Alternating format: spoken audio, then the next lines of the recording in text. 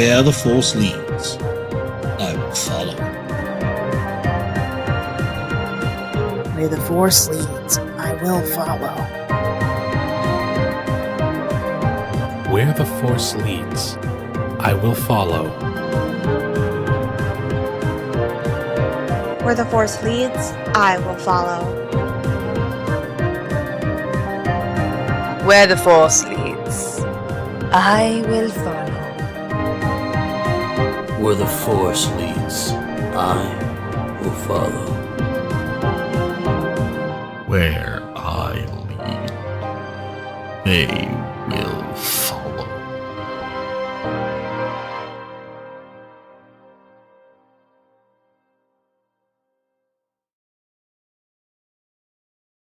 Back to Tales from the Table Studios. We're really excited to be back. It's been a week, and it's time for us to take some time and unwind and do some awesome things and some terrible things and see how much further ahead our not Jedi Chaos Gremlins can get. But first, as always, hey y'all, it's Drake Lionheart. Most people call me Lion. I am the creative director for Tales from the Table Studios. You can find me at the Lion Knight42 over on Twitter and everywhere else at DrakeLionheart.com. But more importantly, you can find me at TFTT Studios everywhere because the name is just too long for us to put on most socials. It's fine. We've learned to deal with it. It's all good. And that's me. I'm going to throw things over to Extell. Hello, everybody. I'm Extell. That's me right there. You can find me at Extell the King on all the socials. I'm not on Twitter as much anymore, but I'm still there. I'm private. But you can find me Threads, Blue Sky, other places that I can't think of right now. You know, check me out. You can catch me here every other week, and also sometimes every week in chat if it's the Jedi game. You can catch me on All Our Faults, which is a good time. On always can't remember the whole name. It's TTN abbreviated. It's a good time. It's a podcast. And later on tonight, I'll Don't Kill My Characters for a Men's and Masterminds game. But right now, I'm playing Darth Bellator, aka Ronin Nil. And I'm ready to cause some damage. Yes. Me. Hello, I am Cass, aka Yoda, or Yoda Almighty. As usual, not playing Yoda at all. So That we know of. I don't know if I can do the voice. I'm gonna be real honest. I used to be able to do the voice. I don't know if I can do it anymore. Anyway, she, they pronouns. You can find me a few other places. I'll go over them at the end. I fully lost my train of thought. I am playing Darth Odias, who is a little concerned about the bestie. Not gonna lie. A little concerned about the bestie today. But yeah, ready to punch dead people. Let's go. So, last that we left off, I believe the two of you had reached potentially your destination. Perhaps not entirely by your own free choice, but that's all right. Sometimes it's important to get where you're going, no matter the cost, right? At least that's what they say.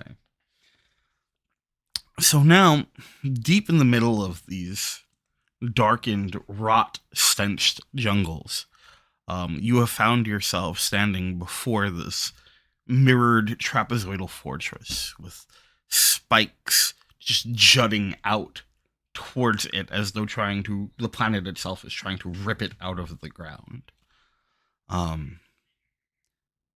What is it that you feel now standing before this thing that you can almost physically feel the sensation of the dark side as though it is the thickness in the air surrounding you.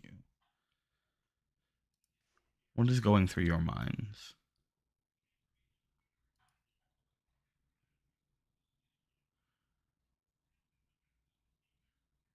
For Ronin,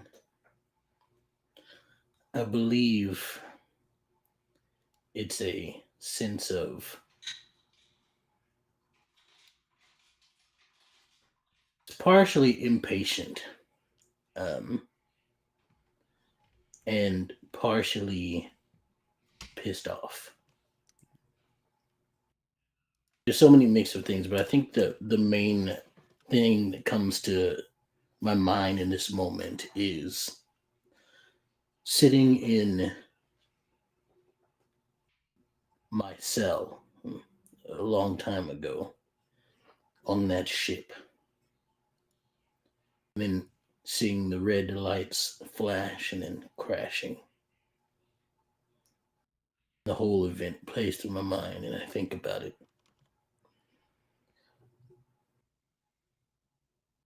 Knowing that all things that happened to me have led me here.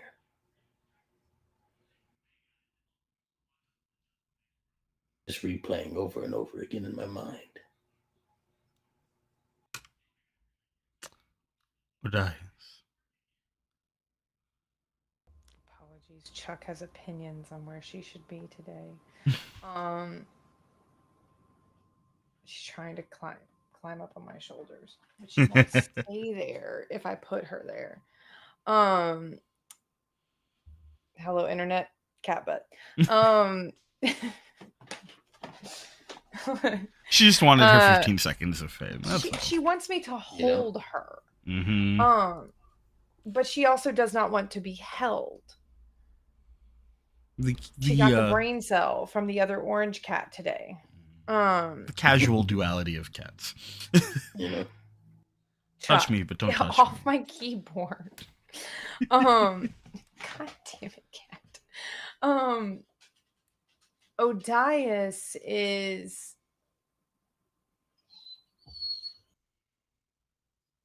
Odias has felt the dark side since birth. Odias knows this feeling. Odias was born into the dark side, quite literally. And don't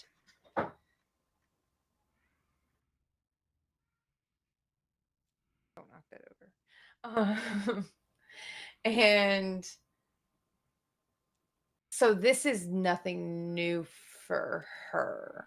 And so I feel like she's assessed the situation, taken in the strength of the force here, acknowledge that it surpasses her own, but that's nothing normal or nothing new for her. And then has just like, okay, I know what I'm up against now. What the fuck is wrong with you, bestie? Like, she's more concerned, and it is genuine concern for Ronin, for Bellator. He told her when we landed on this moon that he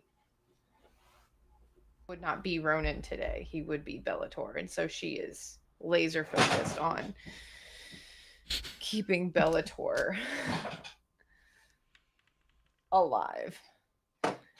1 second, because this is about to make a lot of noise.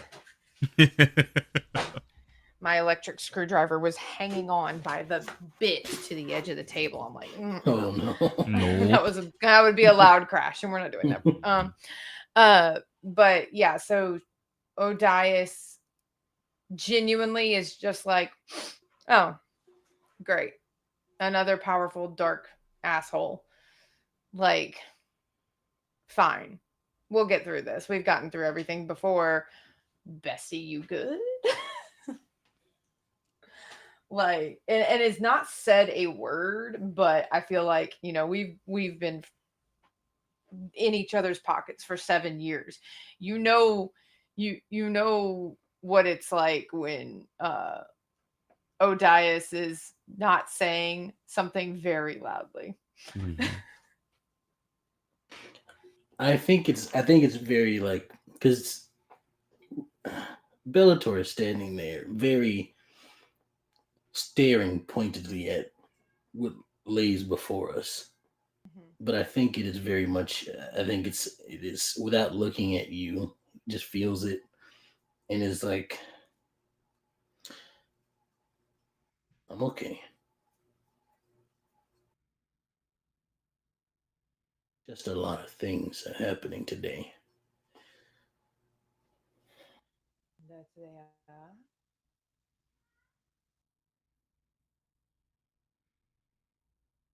My family's been here before, apparently, and I sort of like grip the helmet tighter as I have it. I'm holding it like under my arm. And this place seems fit to show me visions or ghosts.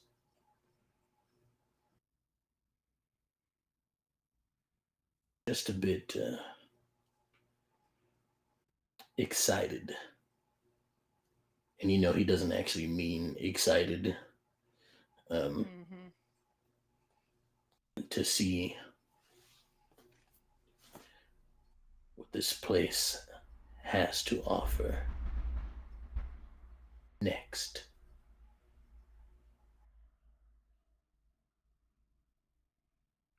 It's So, going to separate us. Test us. Test our loyalty to one another.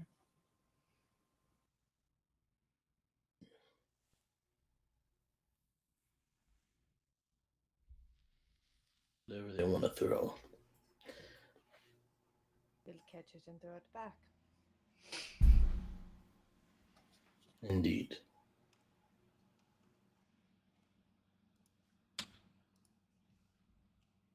You are not your family, Bellator.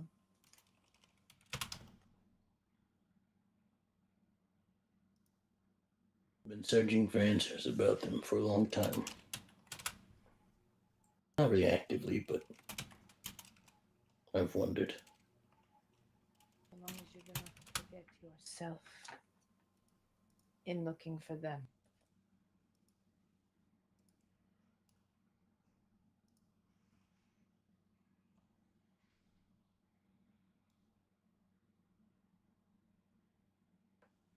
Yeah. All right. We only have so many hours before the Jedi catch up. Let's go. Okay. And lightsaber still out. Not turned on, but still out.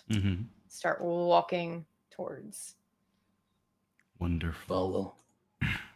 So, as the two of you approach, you can feel yourselves almost being ushered along.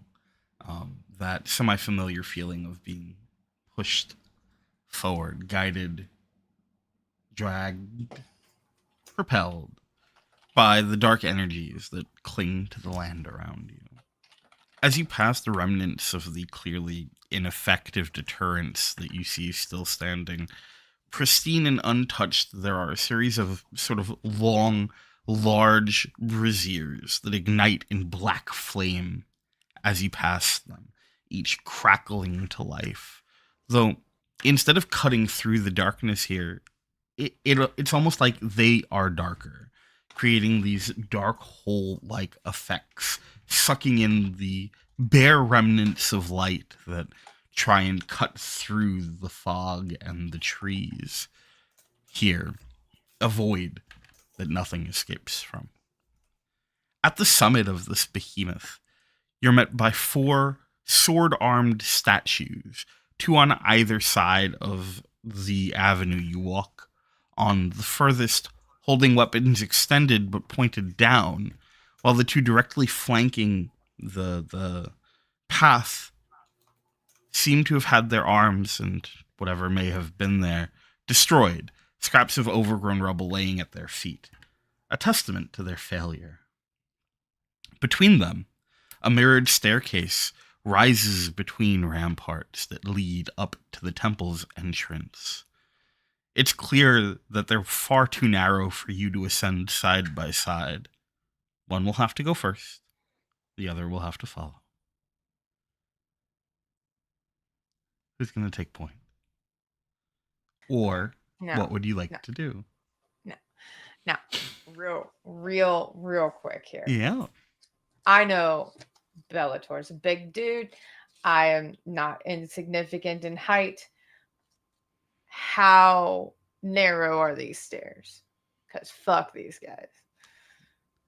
They're narrow enough that Bellator will probably just be able to make the trip. Okay, so we do have to. Okay. They're narrow enough that a Wookiee would squeeze. I had to ask. You know, I had to ask. 100%. We are a team. I think Odias will just look at Bellator. I'll go first. And reach and I'll pull out my sword because I know that I won't be able to pull it out if I need to going through this thing. So I'll pull it out now and hold it out in front of me as I walk. Wonderful. Odias, how far behind are you? Oh, one step. Just one step. And I'm basically almost walking backwards because I'm watching our 6. Love that. So, as you begin to ascend to the peak, you can feel wisps pulling at the edges of your clothing, your flesh, your hair, your being. Everything continues to usher you forward. Every atom of your body alight with ambitious need, whether you want it to be or not. The fog of darkness that rolls in thickens as it collapses over you. There should be a sense of alarm or concern, but in this moment, even with your preparation, what you feel most is how close you are. Closer to completing your quest than you've ever been before. And while, yes, technically that is true at every step that you complete, something feels different here. Something feels more. And the promise it offers, whatever that may be, for a moment, it threatens to consume all of your drive.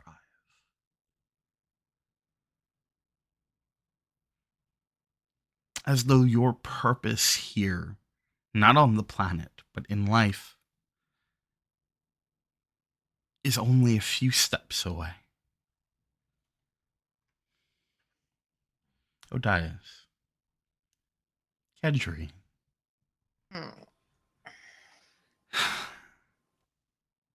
As you take your next step, the darkness wraps, and you lose sight of anything beyond the step behind you, since you are facing the opposite way.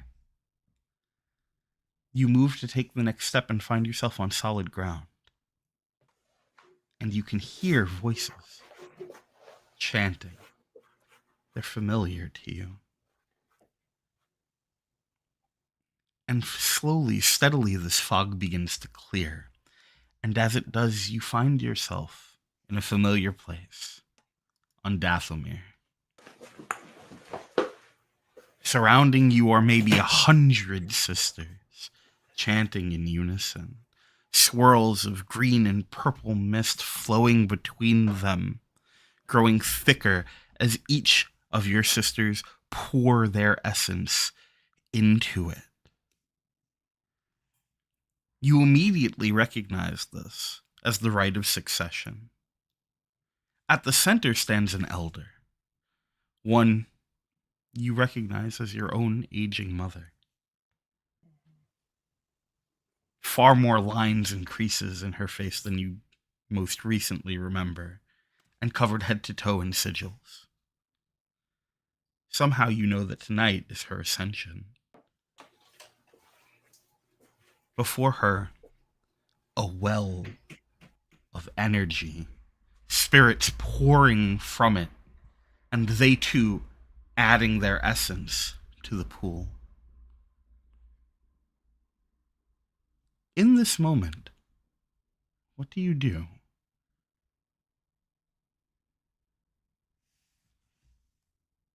Where are the other protectors? Nowhere to be seen. Sisters do not travel without protection these days. Almost in perfect timing, the moment the words leave your lips, you hear the voice as though it is passing behind you. There were not always a need for protector. And as it passes from what feels like one side to the other, you can feel a hand gently brushing across your back.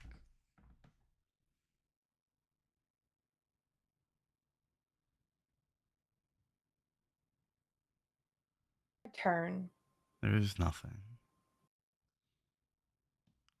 Except the temples that you know stood once proudly on Dathomir.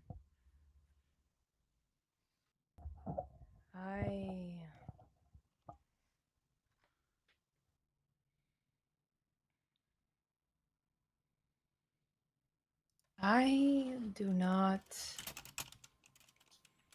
trust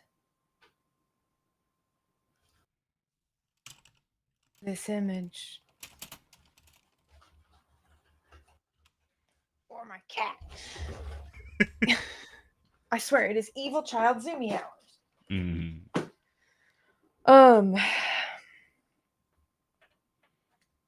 This is a future that my mother has already achieved. Your information is outdated. No. This is not her future. This is your opportunity. Poor child. Be the next Dooku and slaughter my sisters. So potent in the Force, and yet incapable at wielding that which your sisters do. But why? A simple mistake? An inevitability? Or perhaps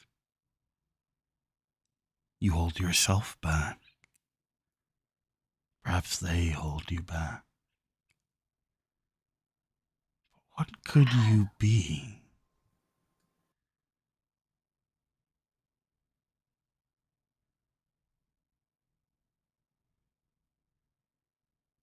There is no hate in my heart for my sisters.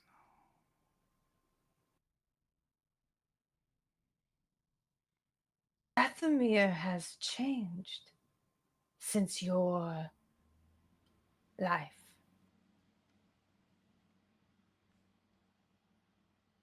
We are Legion.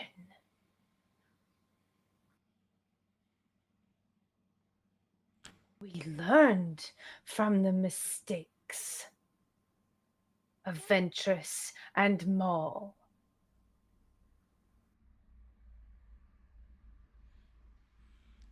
I share no jealousy, no hate for powers which I cannot access. I was sent to train in other ways in the Force.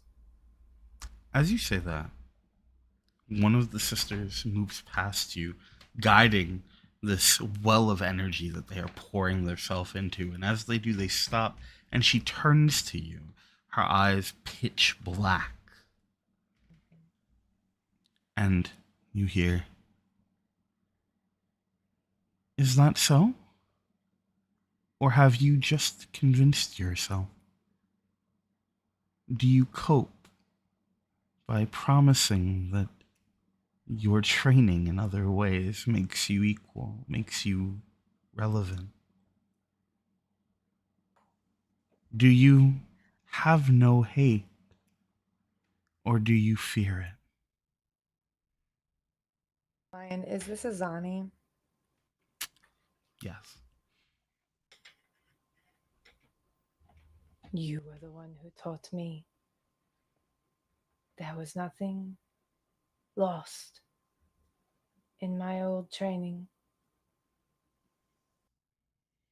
Why would I listen to a shade of you now?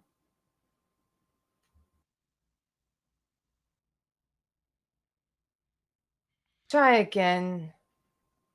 My sister is cruel and awful, but she is the one who made me what I am. No pale imitation can undo that. So confident for one so lacking, the voice says again as it passes behind you. So rude for one so lacking in a body. Do I bore Face you? me. Even Bane lets us look upon him. Yes. I know you have been guided to me. But do not make the mistake of thinking you know better. I don't know better. I am trying to find out more information.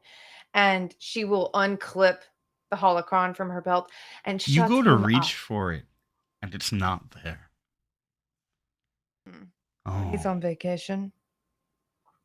abandoned? Oh, good. I hate him. You wanted to get me to not like something. I hate him. Good. Perhaps there is hope for you yet.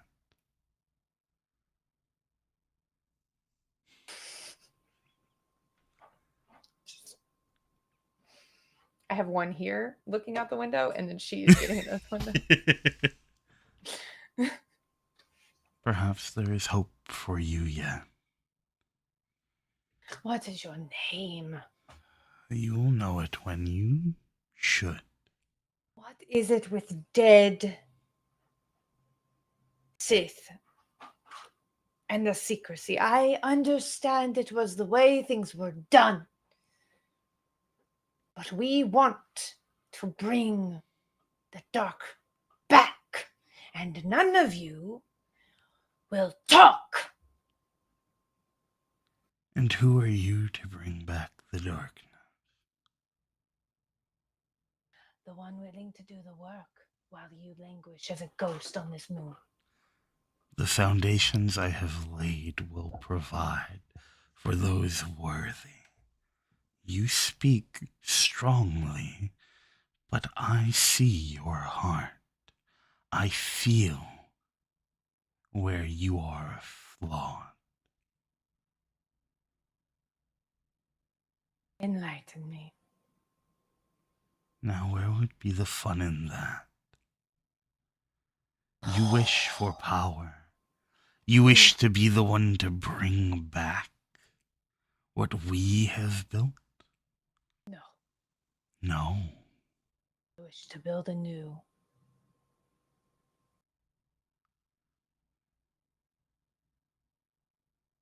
I look forward to finding out if you are simply ambitious enough or foolish.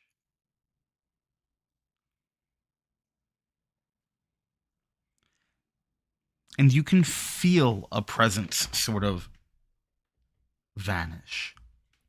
In the same way you can hear the final steps as someone walks out of a room, leaving you here watching this ritual. And then something changes. And one by one by one, each of these sisters falls.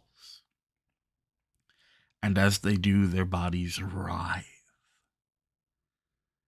Black smoke pouring like a viscous liquid from their eyes, their ears, their mouths, their noses, their bodies rotting before you. as that smoke billows upwards and consumes the essence that they have been passing between one another. And as it moves past each, the next falls, collapsing, drowning, rotting. And with each, you can smell more of that wet rot.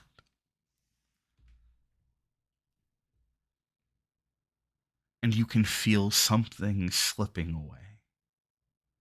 Maybe. Is Asani still in front of me? Yes. I kneel over her body.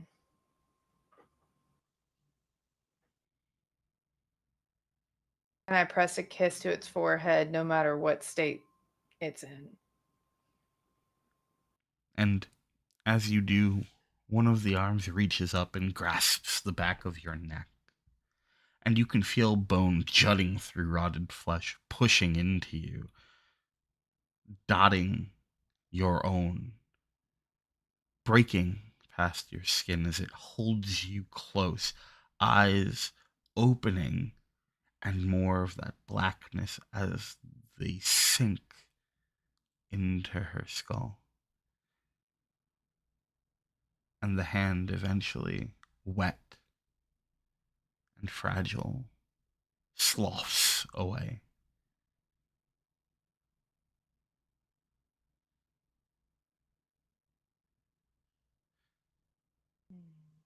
Until she is nothing but maggots and bone.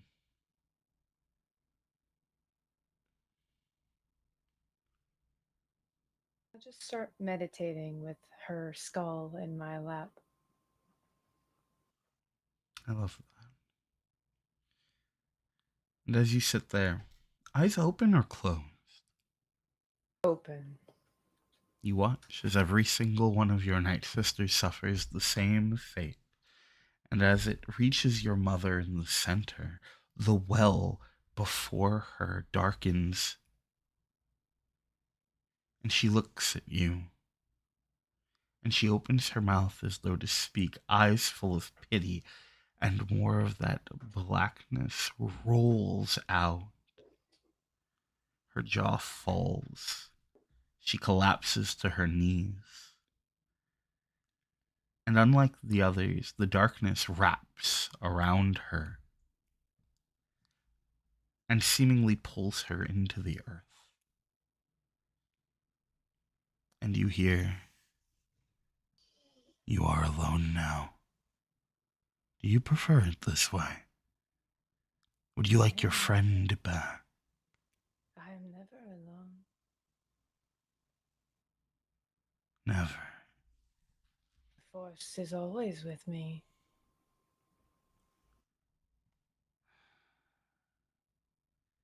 Good. Good. Never alone. Perhaps this one does have a chance.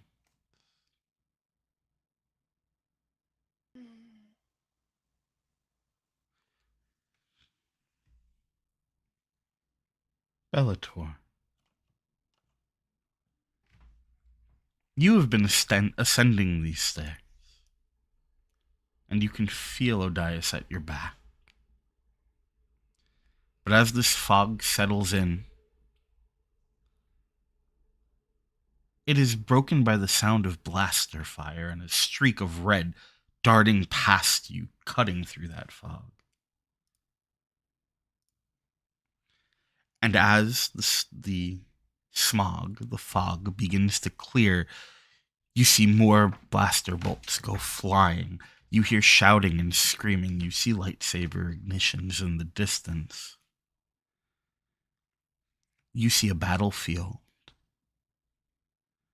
Before you are hundreds of Mandalorians in full armor. And they are engaged with these Jedi. vibro blades and blasters and rockets and sabers all about, bodies flinging left and right. One runs past you, vibroblade at the ready, screaming, "For the Preserver!" as he engages one of the Jedi. Blades clashing. You look down, and in your arm, that helmet that you hold is pristine, as though just shined. What do you do?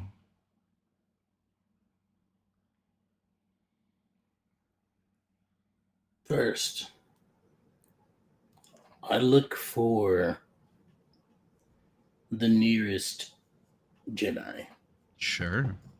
Not more than a few steps away from you, engaged in a sword fight, is a human Jedi. Lithe, thin, black hair pulled back into almost a bun, wielding a basic saber in one hand and a shoto in the other, both green.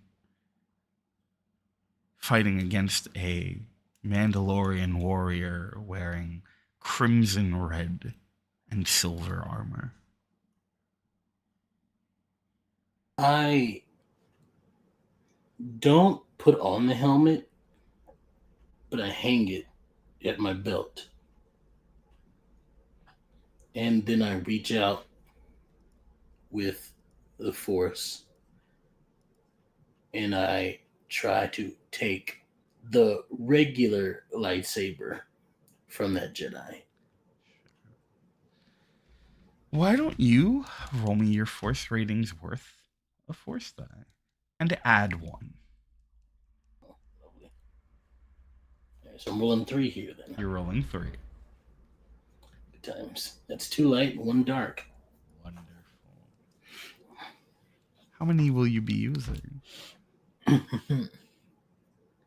I'm gonna use 1. I'm gonna use the dark. Wonderful. You reach out, and it feels almost as though another hand rests on yours. You can feel your own power growing rapidly in this moment, as almost effortlessly you rip the saber away from the Jedi. And the moment it goes flying, their eyes go wide. They look over at you, confused, and they only have a moment before the vibroblade is plunged into their heart. The look of confusion replaced with shock as their mouth hangs open, just for a moment before their body goes limp and they fall.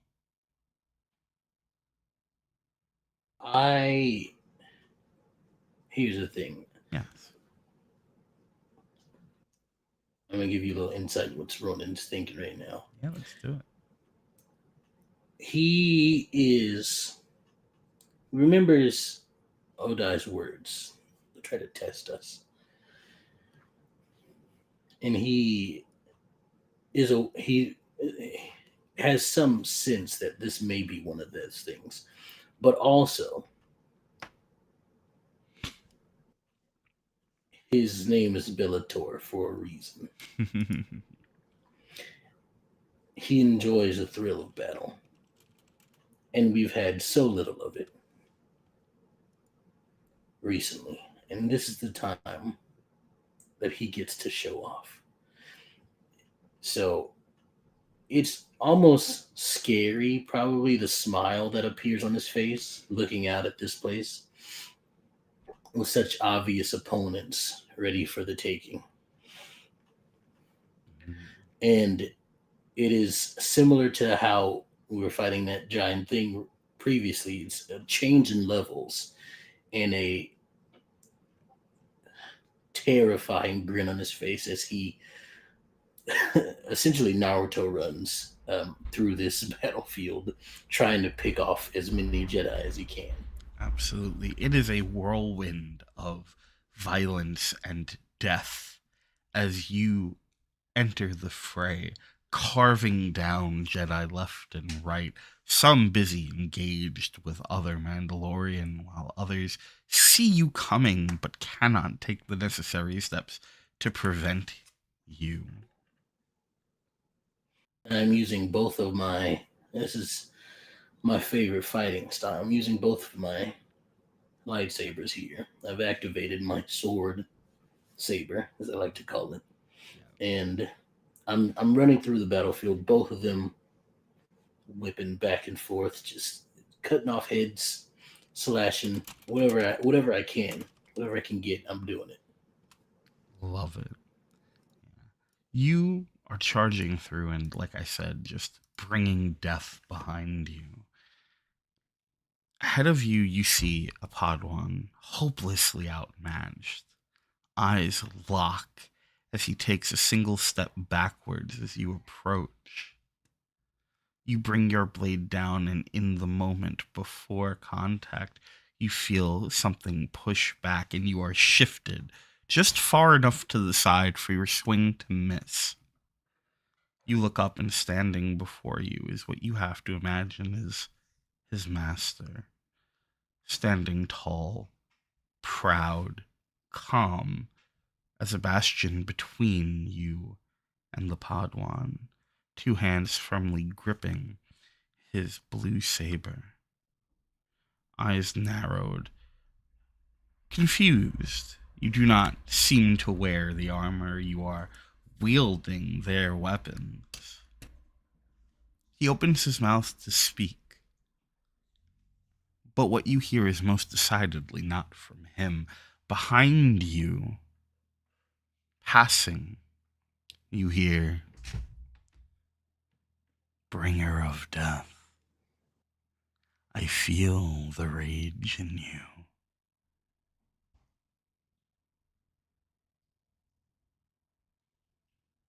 For just so you know, as soon as I missed the shot, I used the force on this Padawan, essentially holding them down on the ground, with one hand and the other hand holding. Well, I guess in both hands they're sabers, but you know. Yeah. And I keep my eyes on the Jedi that appeared that seemed to have disrupted my marvelous streak.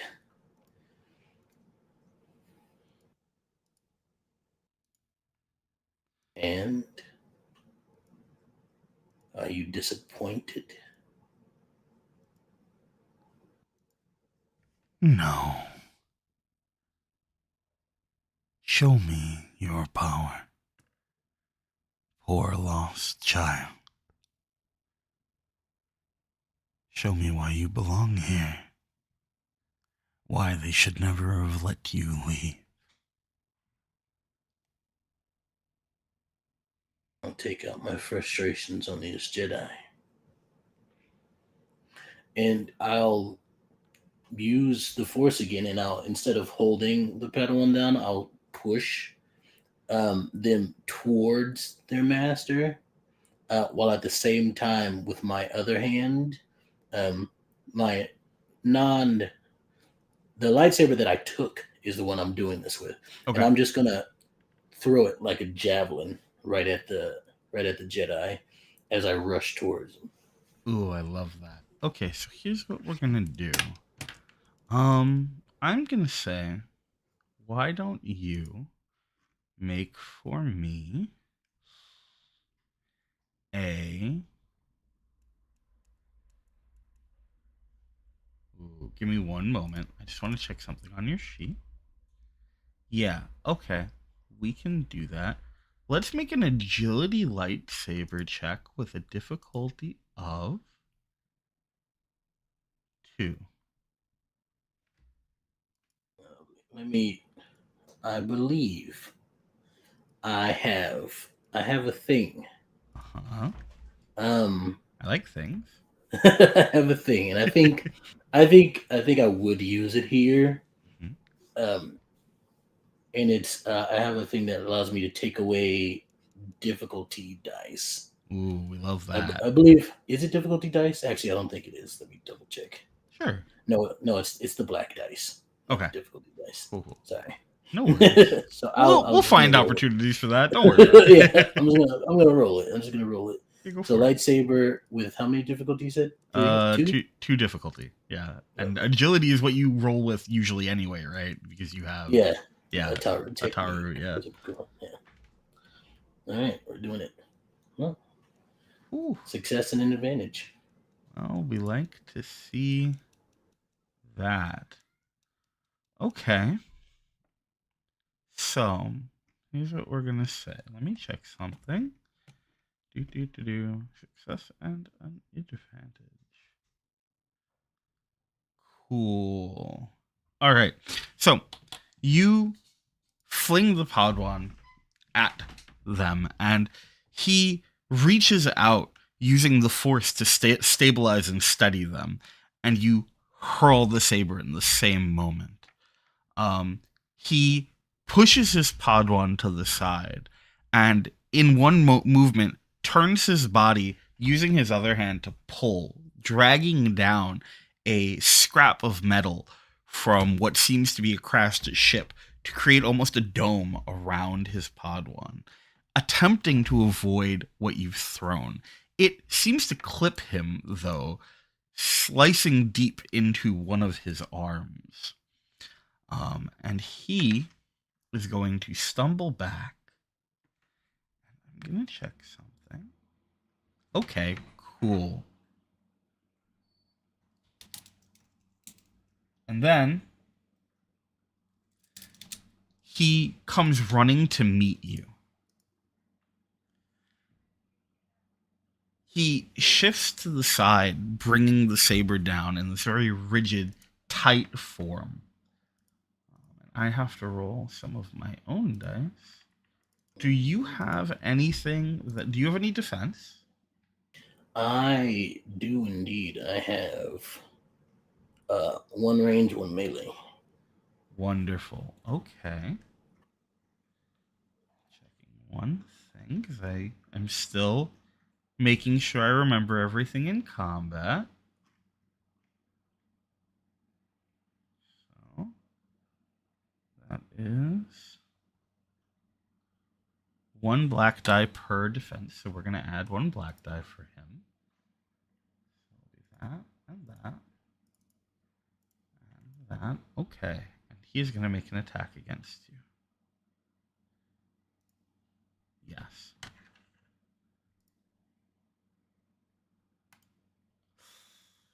Yikes. That didn't go very well for him at all. So, what's going to happen is he comes running and he swings at you. Why don't you tell me how you go about deflecting it? Or otherwise responding? It's since I'm down on the saber, it's with my gauntlet. And I imagine it just sort of, I just swing my hand at it, and it just sort of, the lightsaber that they're holding sort of flickers and then shuts out as I start to bring mine around to slice at him. Heck yeah. Absolutely. And there's a moment as you essentially throw a punch at his blade and it gives out, where there is a look of shock and confusion as he moves just slightly past you, expecting there to be contact where there is none. And you can roll your attack if you want. It'll be with 2 difficulty.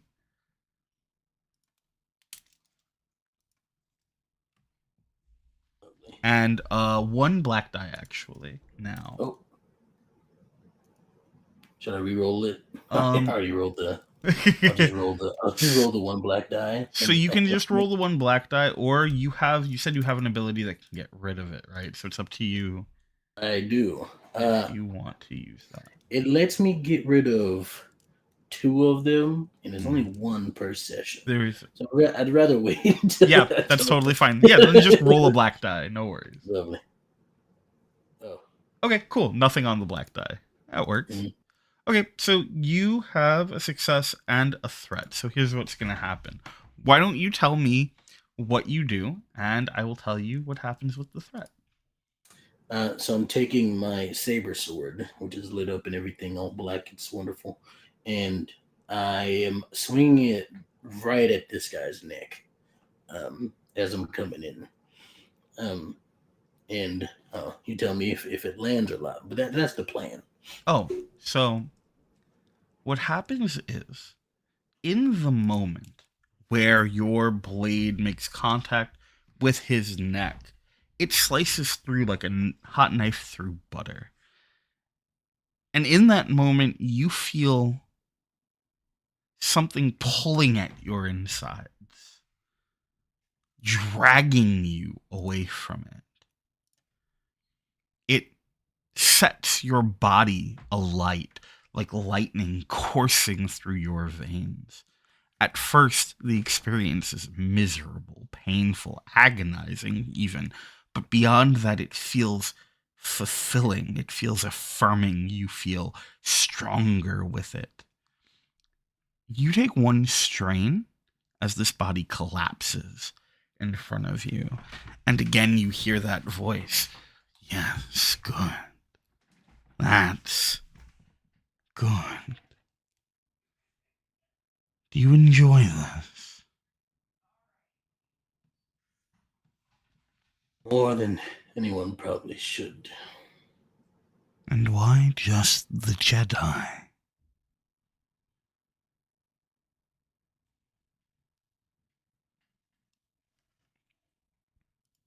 I think that question actually gives Bellator some pause.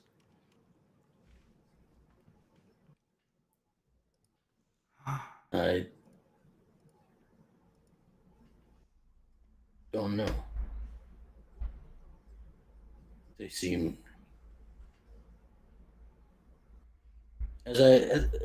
tell me as I look around the battlefield, how evenly matched are the two sides? Oh, they're fairly evenly matched. I think taking a moment to look around, you can probably tell that it looks like whoever comes out of this is only going to come out with a couple people left standing. Really. There are more Jedi here than there are Mandalorians, but it doesn't seem to be a numbers game.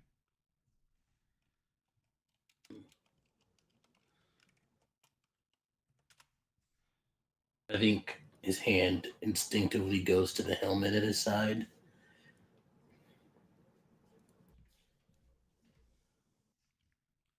I can't tell you why. I'm not sure myself. I just know that I wanted to fight. You feel a hand on your shoulder, and for a moment, you can perceive this being cloaked in shadow, hood draped down across almost their entire face, leaving only their thin, pale lips visible. A hand reaches past you and points. There. I'm just gone now. There. And as you follow the finger, you see off in the middle of the battlefield, engaged with a handful of Jedi, is a person wearing a set of gray silver armor, smooth, clean, domed helmet with the classic T visor. At the bottom of it is what seems to be perhaps a breathing apparatus with two long tubes that coil down and tuck behind into the back. You can see sort of a tank affixed to the back of this armor. You see smaller sectioned plates of that same silver gray across their body. Under it, striped, blacked something that they wear. In one hand, a vibroblade, the other a pistol, and they seem to be standing strong against this handful of Jedi. And the voice leans in close, and in your ear, you can smell the rancid swamp rot filling your lungs as he speaks. He goes, Mandalore the Preserver. How easy it would be to take from him. It should be yours anyway, shouldn't it?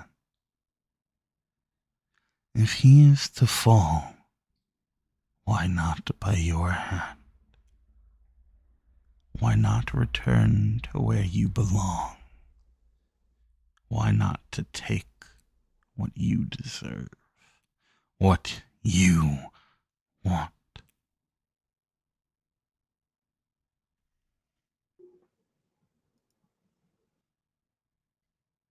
There's a pause in Bellator's mind, and everything about him seems to stop for a second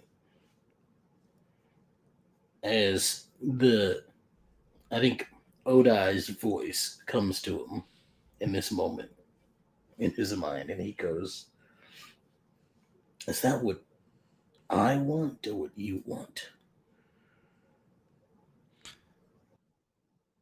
What I want is someone strong enough to take what they want, what they desire. Perhaps it is not you. Perhaps you seek someone to do your bidding, because that's not what I want. I very much will take what I want, but not that. Not now, at least.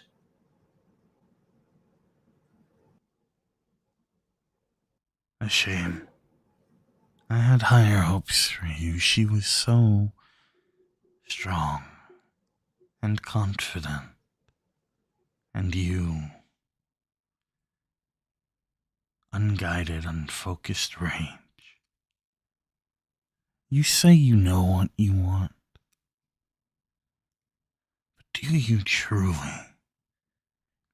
Or is your answer simply power? Is that all? What would you do if you found it? I don't seek power. I don't seek revenge. I don't seek anything but my own pleasure. I will do what I want, when I want, and how I want. That is what I want. If it takes power to do so, I'll grab it. If it takes cunning, I'll study. I will do whatever it takes to do the things that I want to do, not what anyone else wants.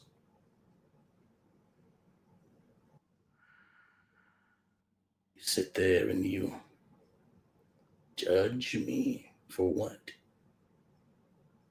On what metric but your own? You are gone, as far as I understand. You want to see the Sith come back? If you want to see the darkness return to its former glory, hell, even more glorious, then this is no place for old men in robes who hide in the Force. Let us do what we do, and you'll see everything you want to see and more. That's my answer to you.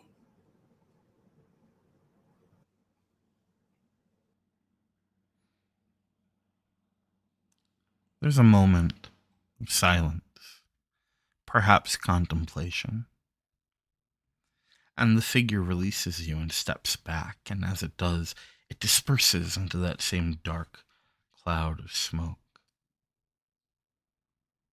leaving you standing here on this battlefield. What do you do next?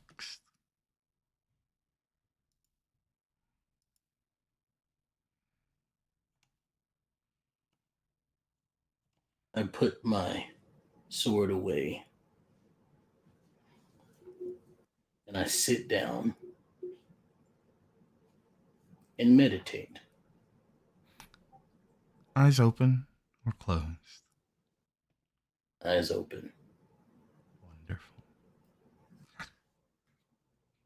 You both perceive darkness begin to close in, as though shadow rains from the sky, as though it drives itself up from the ground, as if rapidly growing blasphemous trees, until you are shrouded completely, surrounded by this void of shadow. We find the two of you seated. I think our camera comes in, if we're being cinematic, our camera comes in to this dark void. And while neither of you can see anything besides darkness, our camera seated sees the two of you seated on the ground in this darkness, meditating, staring off into the void. And slowly, the fog begins to fade, and you begin to see the outlines of each other. And then, as it settles, rolling across the stone floor beneath your feet, you can see the chamber that you're seated in. Surrounding you are all sorts of treasure: gold, silver, jewels, statuettes, paintings, and so much more. More than you could possibly hope to carry out of here, at least in one trip. At the far end of the chamber sit two sarcophagi, flanking the threshold to a long hallway. Each is intricately carved and decorated, a mixture of artistic styles. And the two of you, seated across from each other, perfectly balanced in the center of this room. What would you like to do?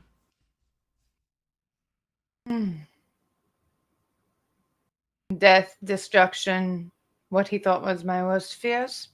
You? I don't know if he played to my worst fears, but rather the things I most enjoy, because it was a battlefield. It was a good time. Tempted you with power. Yeah, I wanted me to kill Mandalore the Preserver. There we go. Preserver. Wanted me to kill my mother. Oh, You remember like- my mother. You know how well that would have gone. Not well at all, right? Well, in the end, here we sit. Is this supposed to tempt us? I have no interest in gold. The two. The sarcophagi are just right there. They're right there. Yeah. Yeah. Should we take a look?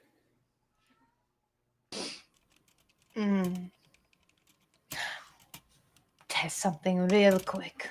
I believe I bought myself. I have a glow rod, Mm-hmm. which I assume is like one of the sticks. I'll crack it, and I want to toss it and ping it off one of the sarcophagi to see if anything happens. Sure. You toss it, and it bounces off one of the sarcophagi. It lands only a couple of feet away, and you feel immediately a tremble through the force. There is rage that flows at you, and I'm actually going to need you to do me a favor and make for me a vigilance will roll with a difficulty of 3. Okay. I get a yellow die. I get 3 green die.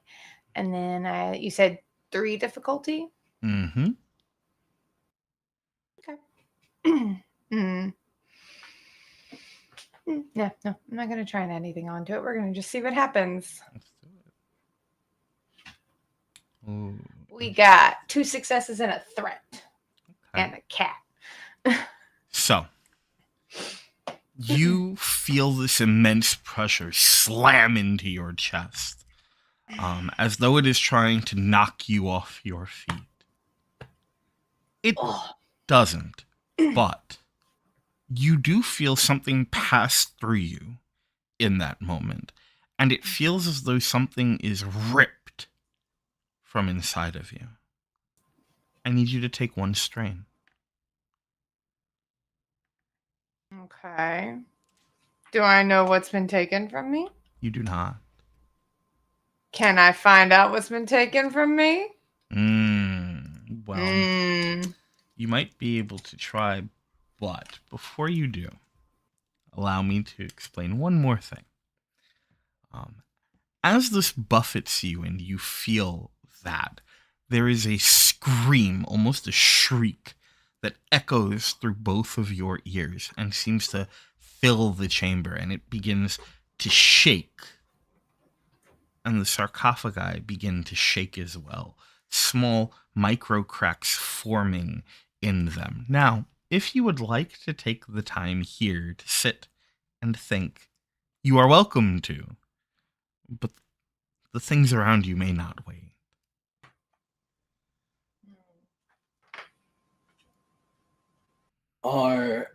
Is anything actively like falling on us, or is it just looks like it's about to? Nothing yet. So far, things are shaking, there are tremors, and these sarcophagi are cracking. But that's it. I think I'll just that was rude. I've got heartburn now. That's what happens when you, I guess, mess with force. It ghosts. took something. Don't know what. Activate sense. Ooh, yeah, we can do that. Why don't you roll me your force then? I believe I only have the basic power and sense, but I do indeed activate it. Force die. Here we go. 2 of those. It's gonna be fun.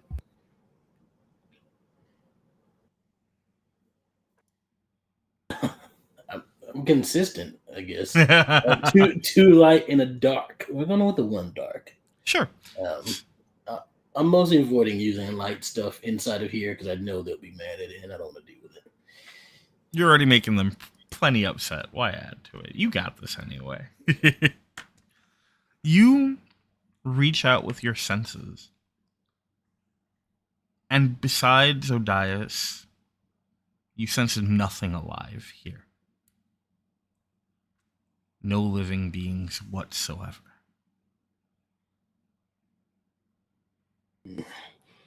We should perhaps get out of this room. I stand up. It took something from me.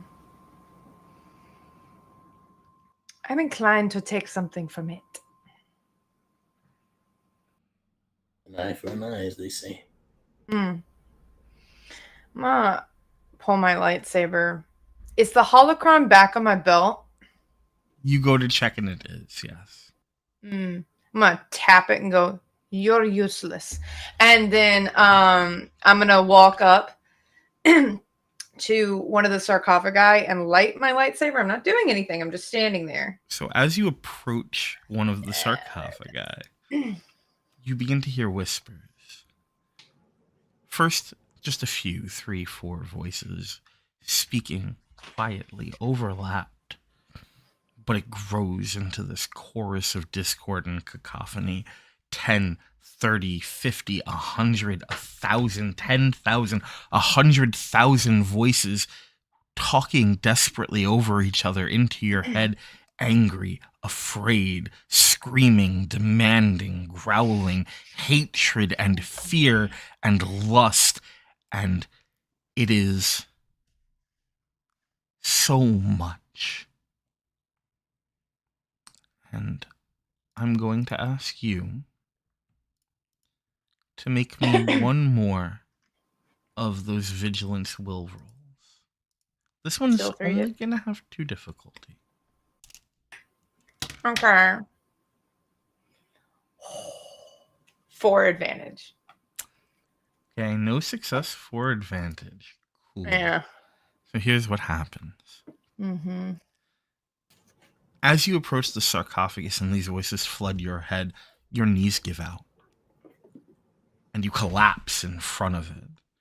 These voices screaming, demanding your focus, driving it in every single direction, all at once, and then you feel a cold hand on your face. Ronin, you see, standing over Odias. I'm sorry, Bellator, you see, standing over Odias, is what looks like a semi-humanoid figure, though phantasmal in appearance. This feminine, maybe, figure that stands before the sarcophagi that Odias is now knelt in front of, face coated in scar tissue, wrinkled, eyes almost like cut slits through the flesh, balded head save for a handful of scraps of hair that seem to be desperately clinging on to the otherwise scarred head, hunched, shoulders at different angles, arms bent in more than one place, as though with multiple joints moving fluidly, though. And her hand rests on Odias's face, and as she opens this impossible mouth to speak, would you like to do something before that? You look like you have an idea. I have. There's a thing that Ronin would do, or Bellator would do, excuse me. May not be the best idea, but I don't think he would sit there and let this happen. So I'm going to. Is she hurting me? She's just touching my face. For now, she's just touching your face. Ronin has just about a second to act as she opens her mouth. I think I'll throw like my right hand has my lightsaber in it. I'll throw my left hand out. Like, wait.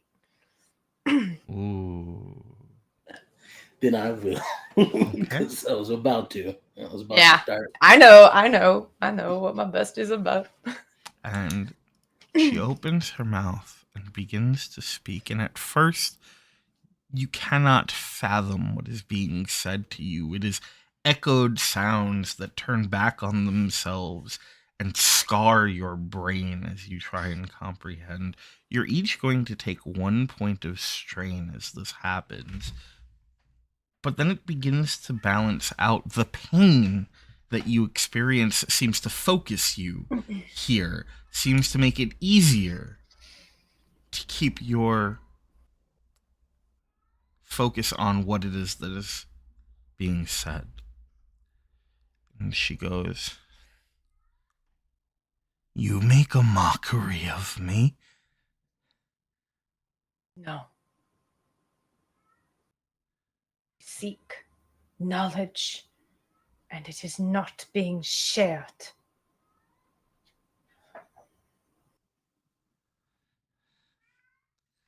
And as you say that, you see a second figure move through the other sarcophagus. Similar in that it is just scar tissue and wrinkle and very little else. But this one, the eyes are still fully formed. Well, the eye sockets are still fully formed. The eyes seem to have sunken in, shadow swirling out of the empty sockets. There are bits of metal that seem to pierce through at either side of the temple and through the cheeks themselves into some sort of apparatus worn around the neck and onto the rest of the body of this impossibly ancient but spectral being. And he goes, "You demand answers?" Yes.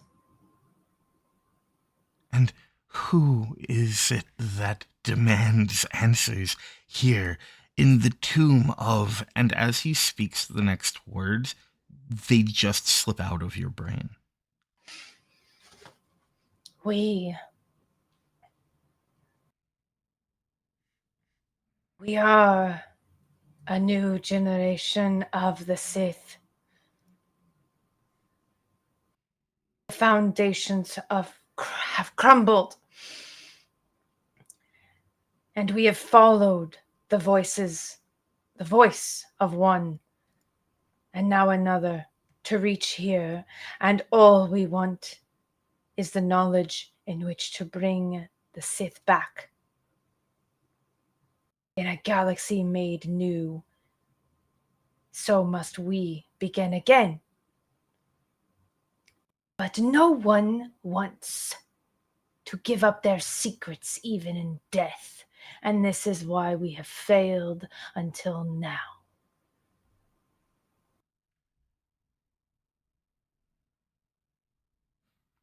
He turns to look at the woman.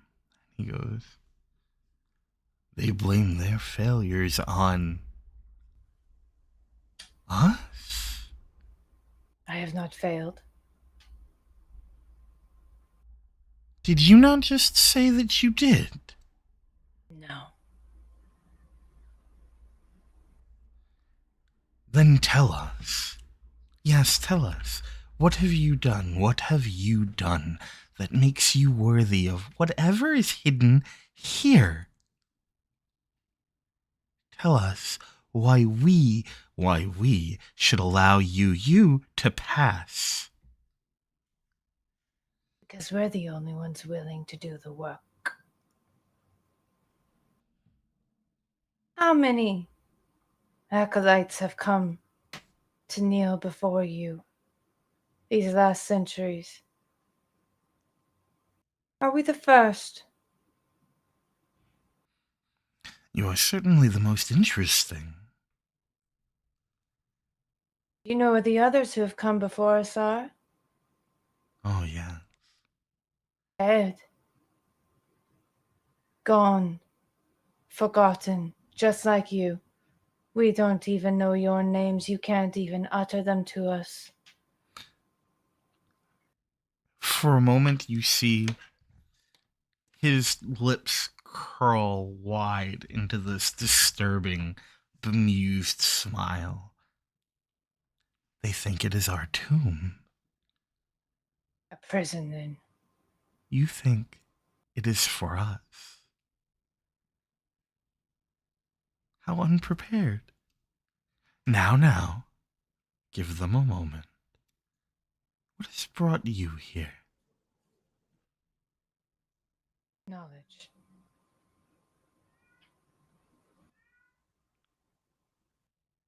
And you believe you can bring it back?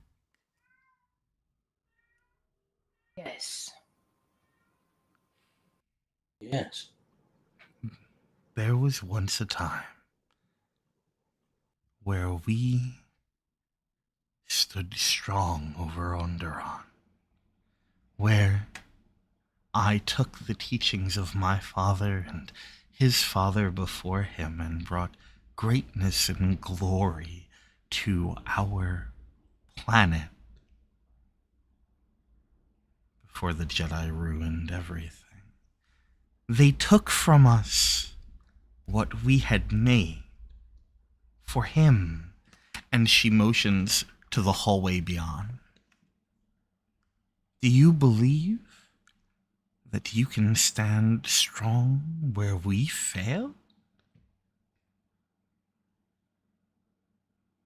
I believe that the rule of two was a mistake.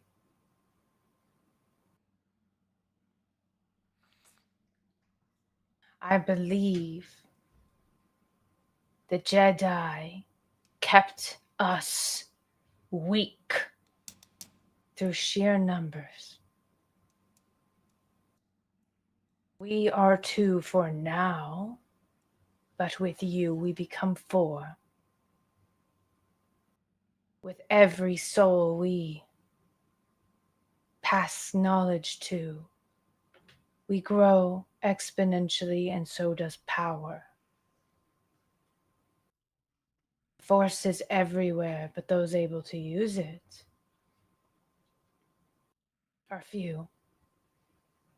Why should there be so many Jedi and so few of us?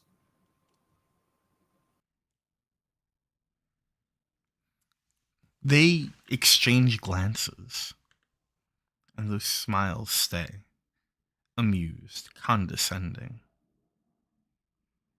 But after a moment, she removes her hand from your face. And the two step further to the side, each motioning towards the hallway. Then prove Not yourselves. unplug my computer. Sorry. She's climbing up where all the cords are, and I'm like, Mm-hmm. Then prove it. Show us. Show him. Show them. So whoever you guard is behind that door? Oh, we do not guard. We are blessed to be permitted to lay here. He has brought you sycophants. here.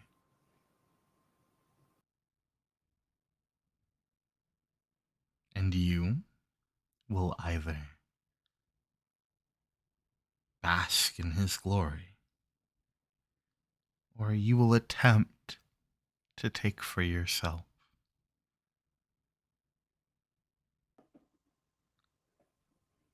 And perhaps you will crumble. And perhaps you'll succeed.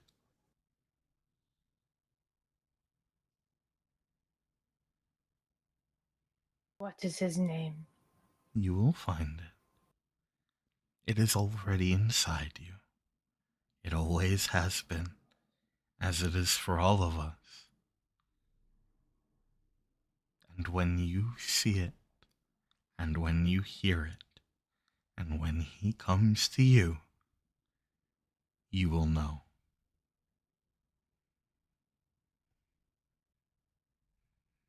And they kneel, each almost in perfect synchronicity,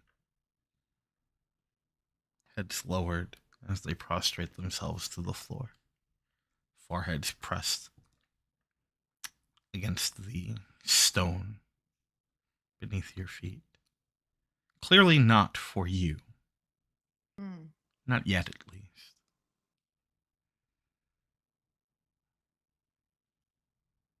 I'll step up and I want you would know that in other moments he would reach down to try to help you up, but in this moment he doesn't see that to be a good idea. And so instead he stands next to you and just says,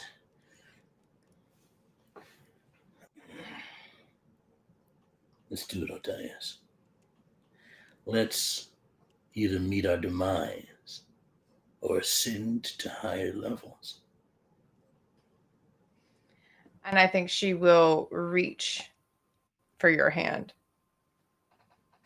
I'll give it. and stand up and not turn her back on them until she's ready to walk into.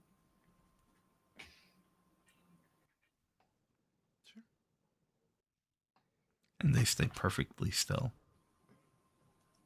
In fact, as you reach the threshold, you'll notice, if and when you step through, they seem to vanish. Once they do, I'll turn to Bellator.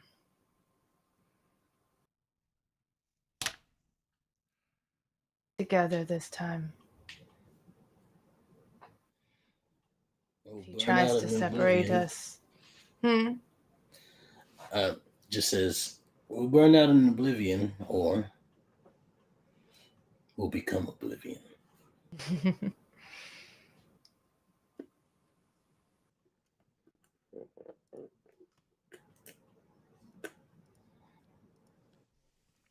So, I want to do something so stupid.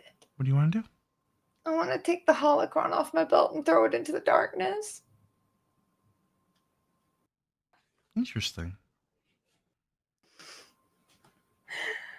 I'm so mad. You tell me. Is that something you're going to do?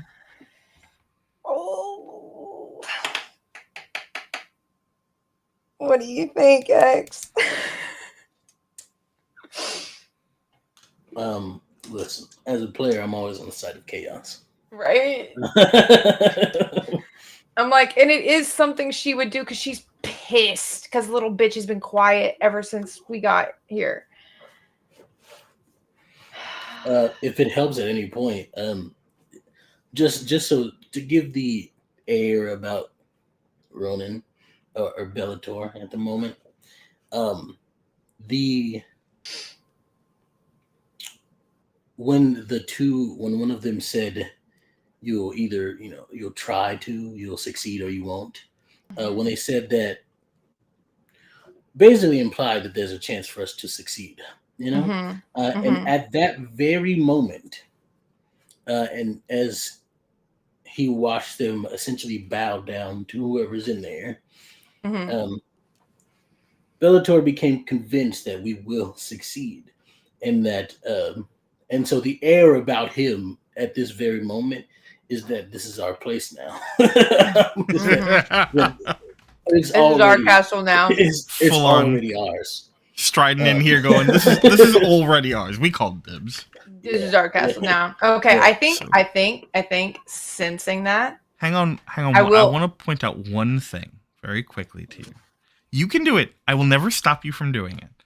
But what I will tell you is there have been a number of instances on your pilgrimage to arrive here where the holocron has been key in unlocking places or bits of information. Now, that hasn't been true yet of this place, and it's not true of everywhere you've been, but it is something to keep in mind. Now, with that said, hubris is that adjusts what I want to do now. Okay. Thank you. Yeah, no worries. I will pick it up off my belt and put it in my hand and turn it on. Does he pop out? You pick it up, and it is hot to the touch. Not burning, but warm. You've sensed this before. I'm wearing gloves today. Perfect. You still feel that. I'm actually warmth through holding your it in the gloves. gauntlet, I would say. Actually, I'm holding it in like the that. Cortosis gauntlet. Even through that, you still feel its heat. You reach up and you attempt to activate it. And for a moment, it flickers. And then nothing happens.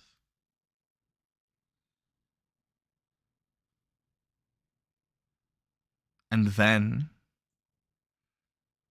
it flickers back to life. And it floats from your hand, unless you're going to grip it. No. And it will float away and rest a few feet from you down that hallway. And the projection rises again, slowly coming out of its stupor, perhaps, as your guide hovers before you, silent, staring.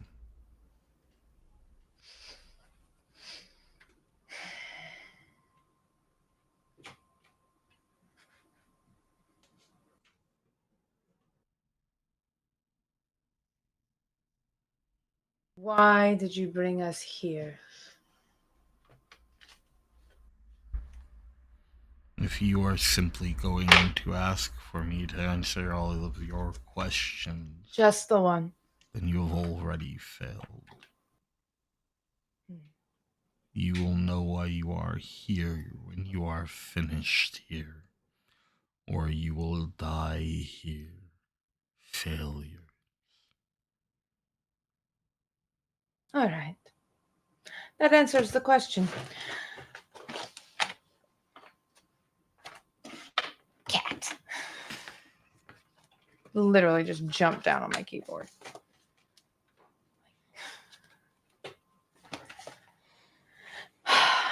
Worth a shot. Are you going to come with us, or are you going back to sleep?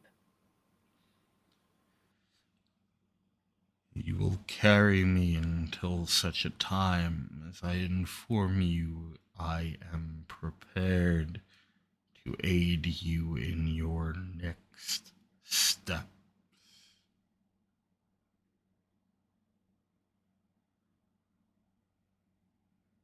All right.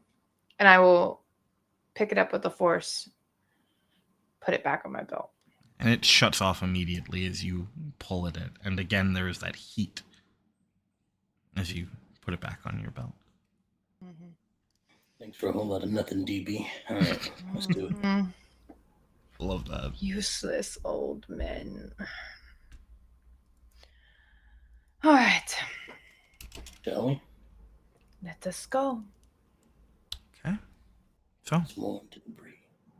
as you move through, yes. No, I was just making the gesture of lightsaber out. Sure. As you move through this hallway, you find at the end of it is a black door with a face burnt into the obsidian. The eyes watch you, an imposing and critical glare before the door slides aside as you approach. The entirety of the tomb rumbling around you as the sound of obsidian grinding against stone and metalwork fills your ears like the shrill shrieks of agony not too different from the ones you heard before. Ahead of you is a circular room around 5 meters in height and diameter, with a stone platform placed exactly at its center, on which sits the husk of Frieden Nad. Knelt, as though in meditation, grasped in his hands is a holocron covered in dust. As the door settles and the grinding quiets, you realize the chamber is not silent.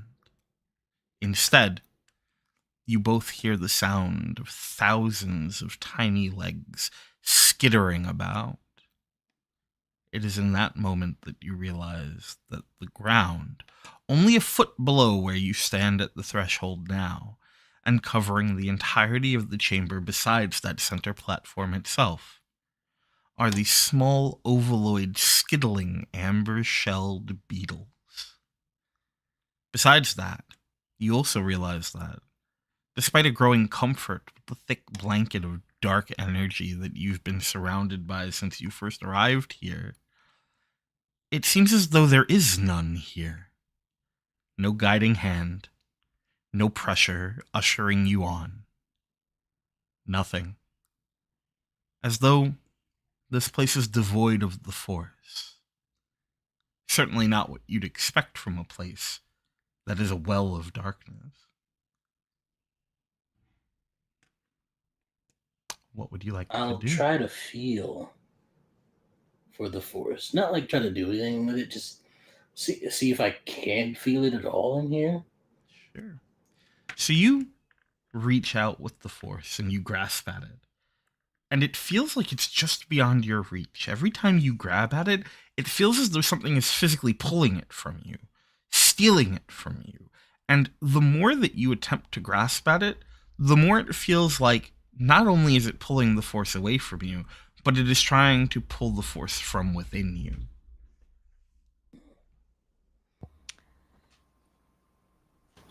Looks like we'll have to rely on good old-fashioned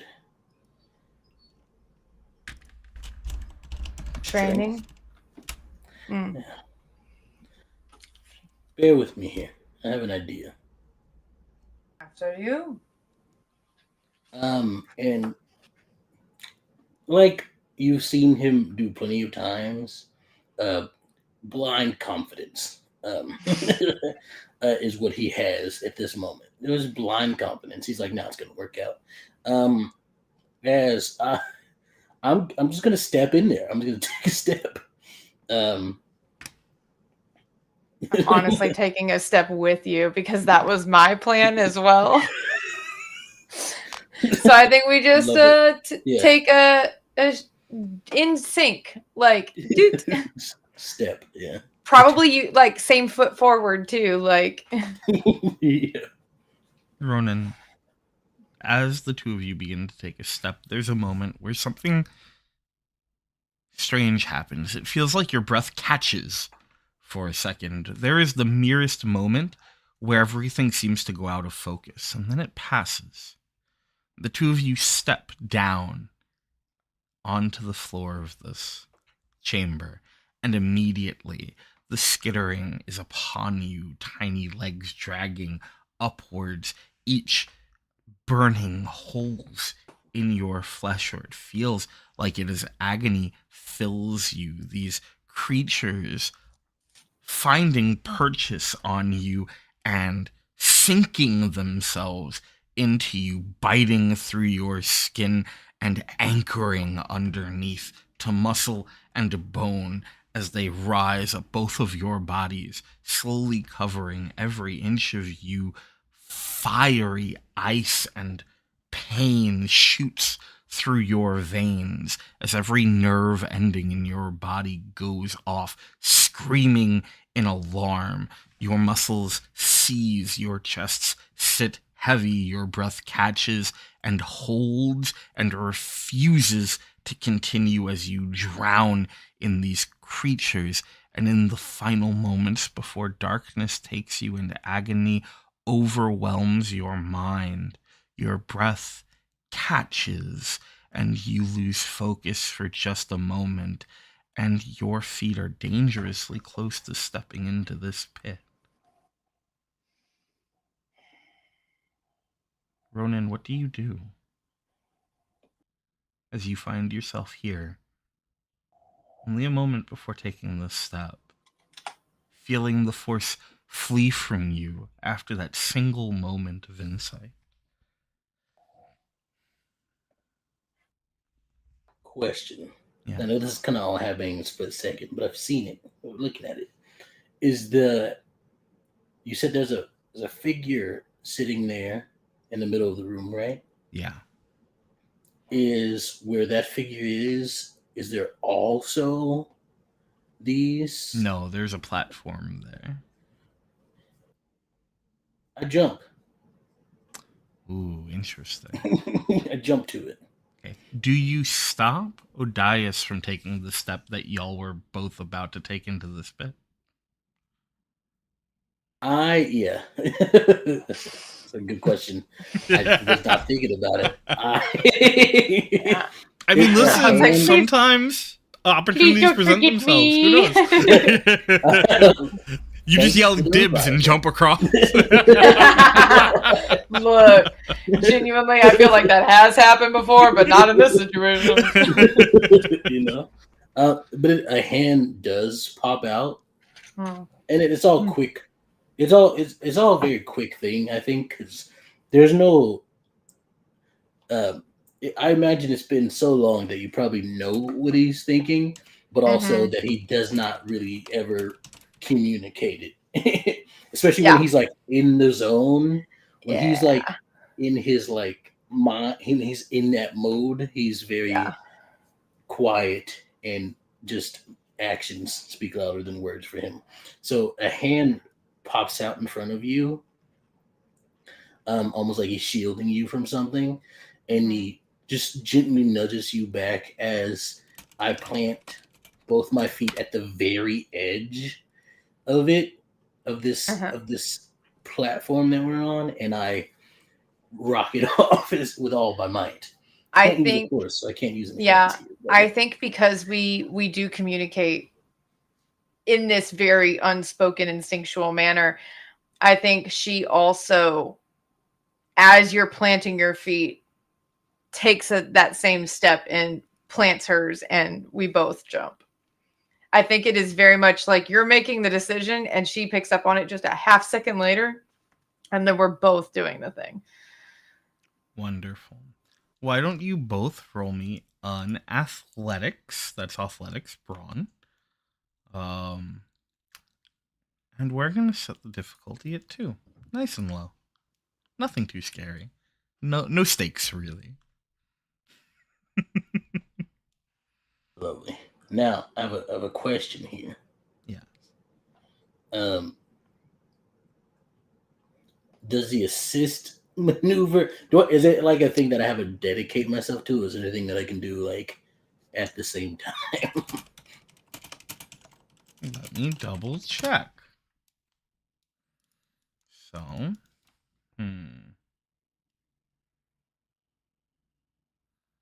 Okay. So, if you are willing to hold off and assist before taking the action yourself, you can do that. She will add a blue die to the roll, and then afterwards you'll be able to make your own. I think I will do that. Okay. I think I will indeed do that. Here's the thing. I'm a Togruta, and we have pack instincts. Mm-hmm. And what that allows me to do, instead of 1 boost die, it grants 2. Hell boost yeah. Oh, so do I get 2 blue die? You get 2 blue die. Fuck yeah, bestie. Let's So go. I think again, it's like a quick buffs thing for quick buffs for Bellator here, as it's like he's getting ready to jump after he stops Odai and then notices you're also doing it. Instead of jumping also, instead he squats lower, and as you lift off, he tucks his hand underneath your foot. Oh, and fastball special. and pushes you off. I love it. That's so good. Yeah. Hopefully Yes. it works. All right. You roll first. Well- I don't trust this dice roll. Well, Can't roll. right now, you're the only one who has to roll because Bellator hasn't made a jump yet. Yeah. 3 advantage, no successes, no failures. 3 advantage, no success, no failures. Okay, well, I'm going to check something very quickly. What does that do? I feel like it's kind of a good thing, but also not at the same. I don't know. It's not a bad thing, but it could also not be good, you know? Yeah. Yeah. Okay. So I think what happens next. Ooh. I don't like the ooh. Yeah, this is going to be interesting. Here's what's going to happen next. I'm going to ask you to roll me a D100. How do I okay. There I see. should be something Yeah. that's just like 100, and you just do one of those. Okay, Lion, I need you, buddy, to tell me, do I want high, do I want low? You want low. Okay. Oh.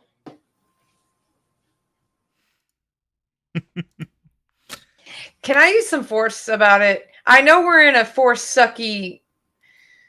Well, you may not be able to use force, but you can use destiny.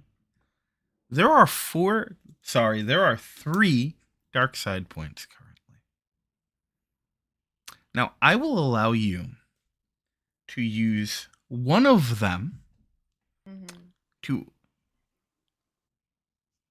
You know what? Here, I'll be even kinder about it. For every dark side destiny point that you are willing to flip, I will lower the number you rolled by 20. You rolled a 98. But that'll only get, even if I burn all 3, that only gets me, I mean, okay. Yeah, it does give me to 38. It does get you to a 38. 40 would get me under 50. Oh.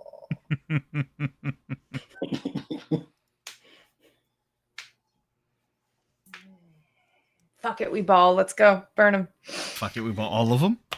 All of them. All three of them. Let's go. Tell me It's how a gift to you, Jedi table. It's a gift. full straight light sound points for the next table is exciting. Okay, Yeah. tell me how you are going to wield the dark side of the Force in this moment to protect you from your inevitable fall. I've been told since I got to this moon that I am not enough, that I am not talented in the Force, and that's something I've heard my entire goddamn life. And Odias is not angry, Odias is not hateful or jealous of others' strength in the Force, but she knows what she's good at. And that is binding the Force to her will. And so I think what happens is all of these beetles create a little walkway underneath her as she binds them to her will and drags them to become a little walkway to this platform. She doesn't need to jump. She's going to walk. I love that. I'm going to alter it ever so slightly based on what your final number is. 38, correct? Yeah, 38. So, you pour every ounce of your connection to the Force into this. You drag, kicking and screaming, as though from this impossible aether, the essence and energies that you can muster, and you demand that life continues. You demand that you are seen for the success that you are, for your strength, for what is rightfully your place, and you refuse to let anything, even death, even a moment of miscalculation, stop you from achieving the greatness that you have fought for your entire life to find. And they begin to respond. They do not first create a platform, though. They reach for you as though waiting for you to land. They're hungry. And every ounce of force and power and arrogance and confidence that you pour in, they feast upon, they sup and grow fat on. And in that moment, they shift, creating this platform for you. Legs bury down into the ground beneath them to create this amber walkway that you land on. And you force them to stay as you step across. It is only in that final moment that your strength falters, as you feel your connection to the Force being pulled from you, being drained from you into these creatures under your feet. And there's a moment just at the end where you waver, and they collapse, and they come for you, and you throw yourself on that platform. And as you do, you release them in the Force, incapable of continuing to hold them without some very serious danger to yourself. But they don't let go at first. They try and drag your spirit back down into the pit, and there is a moment where it is a war of attrition, thousands of hungry mouths trying to drive their teeth into your very being as you deny them and you rip yourself away. You take one more point of strain as you stumble onto that platform. And from the moment you land, it is thick, as though you have stepped into deep waters. Pressure from all sides that threatened to crush you flat, as the dark side that had been so absent everywhere else collapses in on you. Do you fight it, or do you let it into you?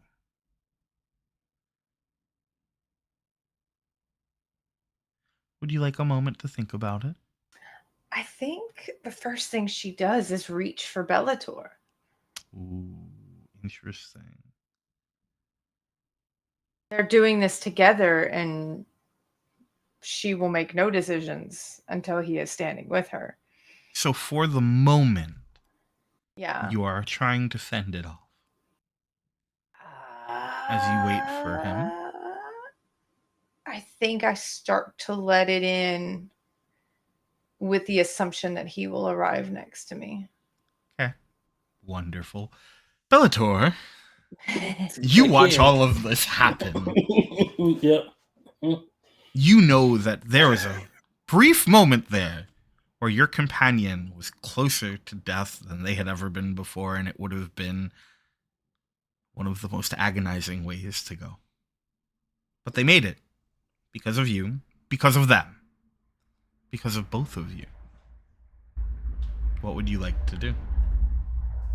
Jumping after. Wonderful. Either we meet our demise or ascend. Let's see what happens. Difficulty 2. Mm-hmm. And athletics brawn here? Yeah, it is an athletics brawn, yes. Alright. Let's see how this goes. I'm rolling 1 yellow, 1 green for this. 1 yellow, 1 green. Ooh. 3 successes and an advantage. Fuck yeah! Describe it. You tell me how it goes. Paint me a picture. I imagine all of this is happening super fast, right? Yeah. So it's like he tucked his. It's very smooth. He was bending down to jump. Then he quickly changed ideas and slipped his hand under Odias's foot and pushed her off, trying to help her get across. Mm-hmm. And now it's right after he's also taking off. And it's, I think, partially because he sees that it's like not working out and is trying to like help, but I think it just ends up perfectly that he just lands next to her. I love that. I did physically reach for you. Do you take my hand when you land? I do, yeah. Yeah. Wonderful. And the two of you are now submerged in this deep, thick darkness. As though every point of dark side essence in this room has been condensed into this small platform.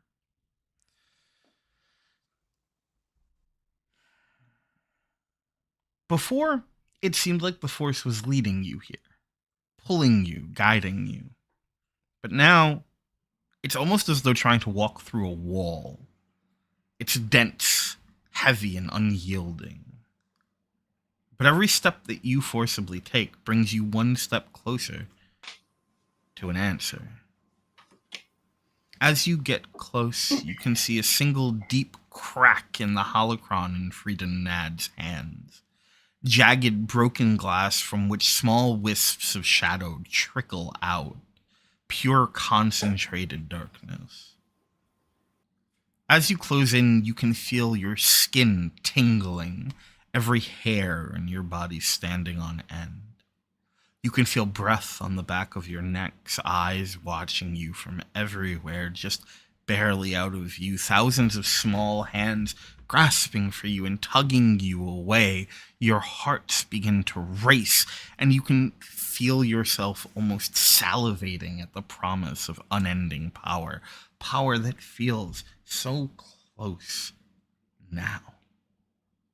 In the back of your mind, there's a deep thrumming sound. You aren't sure how long it's been there, but it grows louder. And you realize you can't remember a moment when it wasn't there. A constant bass in the deepest reaches of your mind. Within it a subtle beat, paced slow, and with each beat you could swear you see movement within the husk's chest, like a heart beating in time with... What? Now. No. Something now? No. Something that was always in your head. It's more than just a sound, more than just a beat.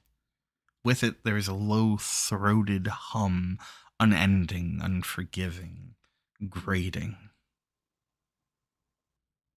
But now you stand before the desiccated husk of Frida Nad. What was once one of the greatest Sith to ever exist, now barely a memory. Frida Nad. A name that you both realize you know but have no reason to. It was not a name ever spoken in your presence. In fact, just outside this tomb, it seemed as though you were incapable of comprehending it. And you know your guide has never spoken it either, and yet it is as familiar to you as you are to each other. You barely get a moment to process that realization before you feel another rush of pressure, one far heavier than the static pressure that you fought through to get here. And I need you both to make me one final vigilance roll with a difficulty of 4. 4? Double check something here. What the fuck, Drake? let me check. I gotta check something here. The ancient Sith Lords don't play.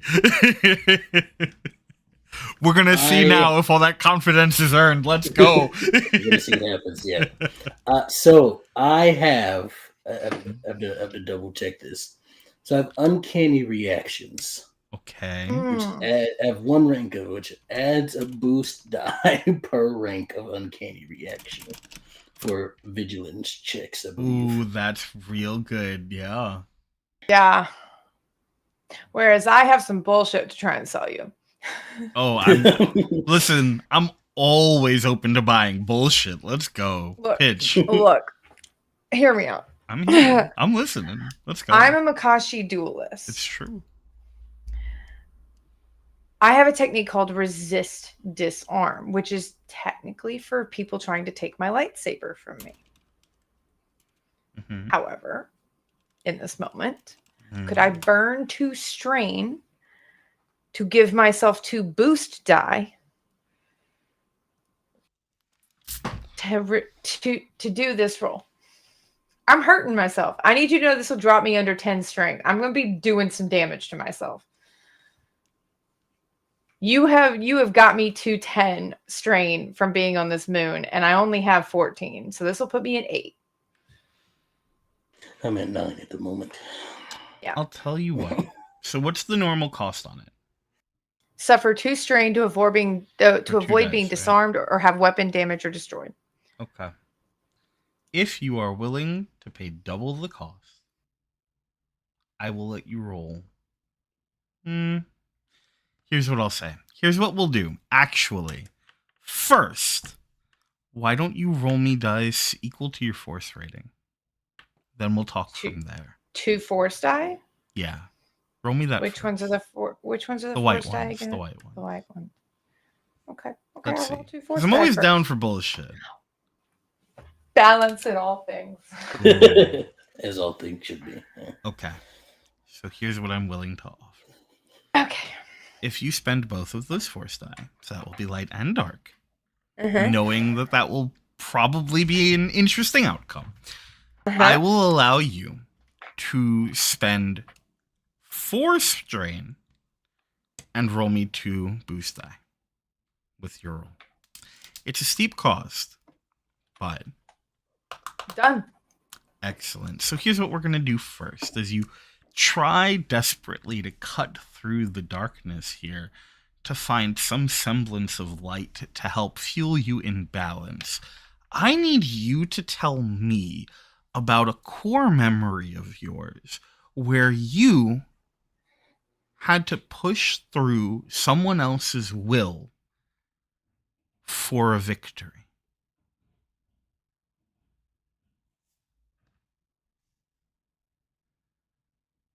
Okay.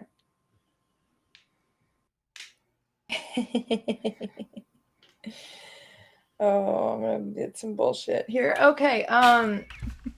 So I know you remember I asked you some questions before game started today about how I might know some players. Yeah, some people, yeah.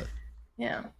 I feel like, despite my training, when I arrived at the academy, when Odias arrived at the academy as Kedrizon, looking for something, unclear what,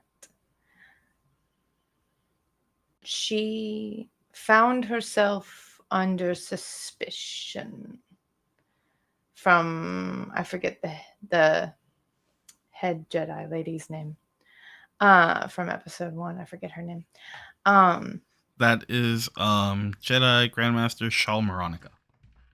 Yeah, Grandmaster Shalmaronica. And I found myself being interrogated, although she probably would not have called it an interrogation. And she tried to poke around in here, and I had to push through. And it was the first time I'd really come up against someone more powerful than me. But I did it. I allayed her suspicions. And I stayed for another couple months, and then I left with the information I needed. I'm going to ask you a leading question. What did it cost you? My name. So in this moment, yeah, you can have 2 boost dice. Take 4 strain. And you can feel fury and rage surrounding you as you wield the light side of the Force.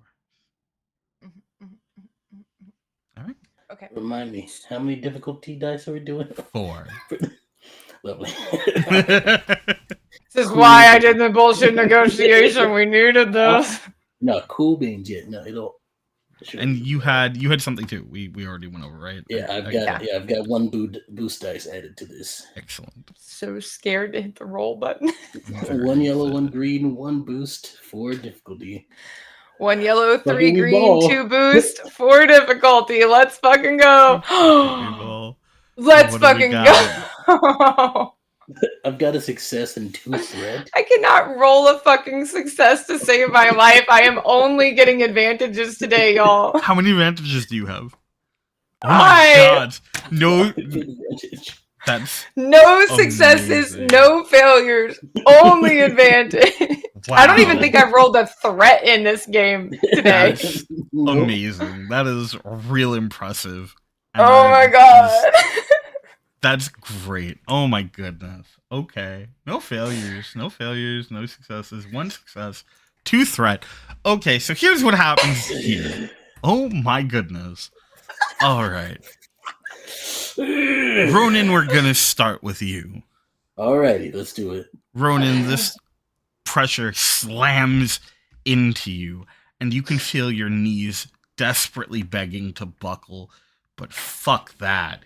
You just grit your teeth and dig your heels in, and you can feel tendons and muscles straining in your legs, in your knees, and they just barely begin to give way. You're going to take 2 points of strain as you physically refuse to let your body give in. Yeah, that sounds exactly like Ronin. Yeah. Oh, genuinely. Exactly. Yeah. Oh, Dias. I'm going to ask you another question. So as this pressure collapses on you, and you fight desperately to keep it from pushing you down, what is it that you understand in this moment, or learn in this moment about the dark side of the Force that you didn't know or understand before? What is clear to you now that wasn't a moment ago?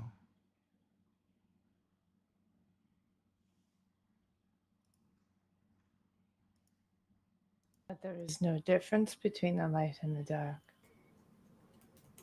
Interesting.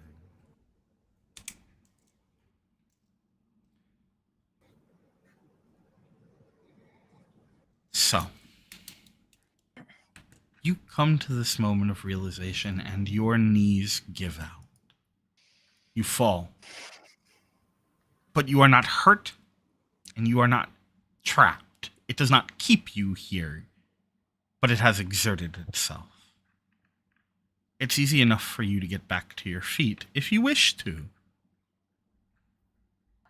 Then you do. And the guide at your hip shakes.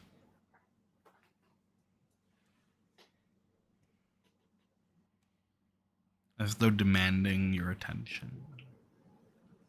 Do you give it?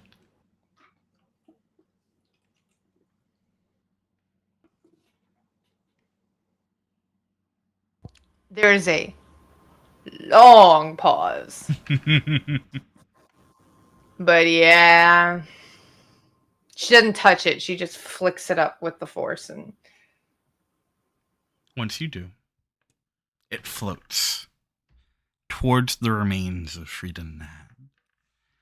And as it approaches, the inky shadow that rolls from Nad's own holocron wafts upwards, beginning to swirl around your guide, red lights cutting through the glowing shadow. With a twitch, Nad's holocron sparks to life, shadow pouring out faster and thicker, glass panes flickering to life with a deep bronze light.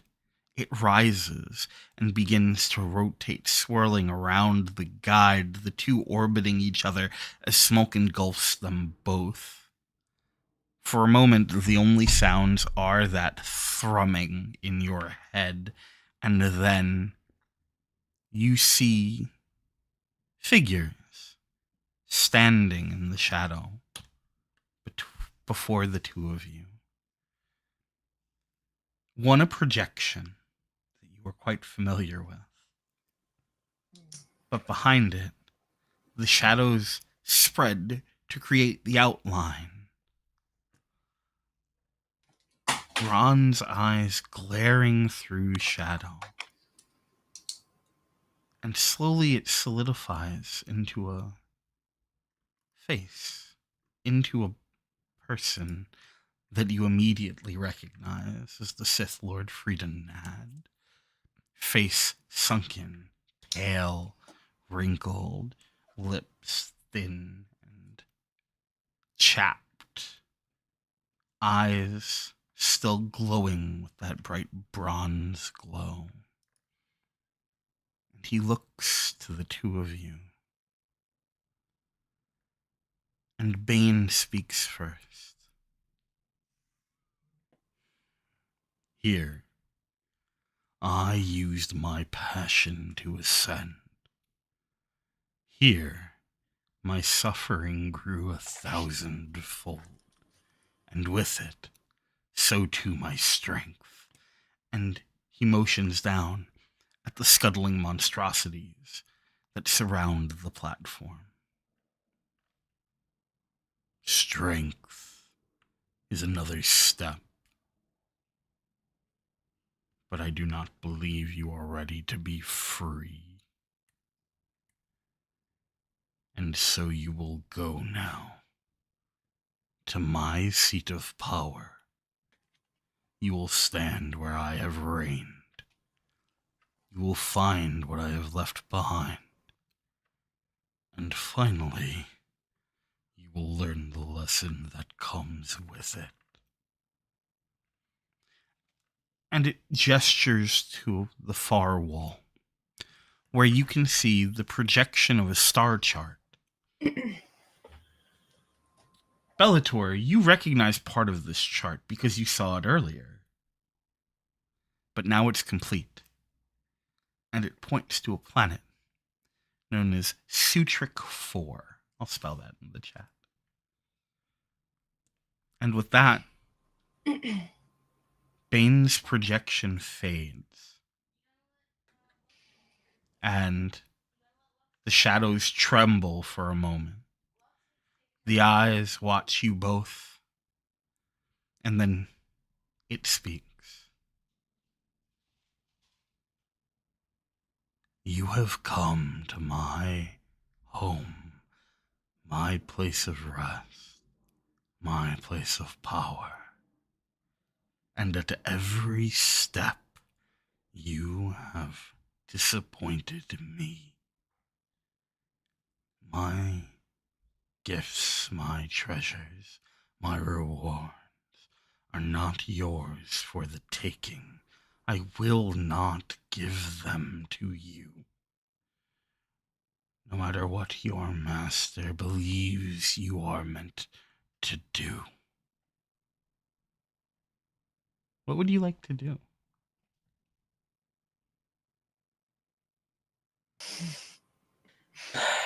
I think we're thinking the same thing. Oh, I think we're thinking on very similar lines. Mhm. You first. I think the first thing Bellator does is speak and say, and what use are they to you? These treasures you speak of. Tell me, Ghost, what use do you find in the afterlife that you seek to hoard your power and knowledge and ability? The realm of the dead, I assure you, probably must be teeming with battlefields aplenty, Jedi and Sith clash for eternity, for you to have to hold on to such power. Bellator, that's the trick. He reeks of Jedi. You know how they hoard their knowledge and their power. He was a Jedi before he was Sith. Can't you smell it on him? The insecurity. Huh. So that's what that was. Thought it was bad eggs. Tell me something.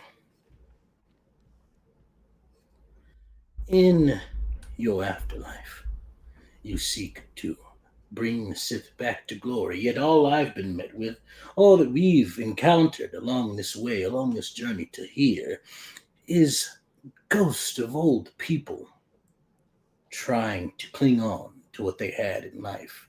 Tell me something. What you do, does it further the Sith? Does it help the dark side grow? I doubt it, because you seek to hoard all your knowledge behind barriers and barriers and barriers, and truly, I don't see an end to it. For 6 years we've roamed. For 6 years we've been denied the knowledge we seek, and all we want to do is exactly what you want us to do. Yet you hide it. Yet you hold on to it for what?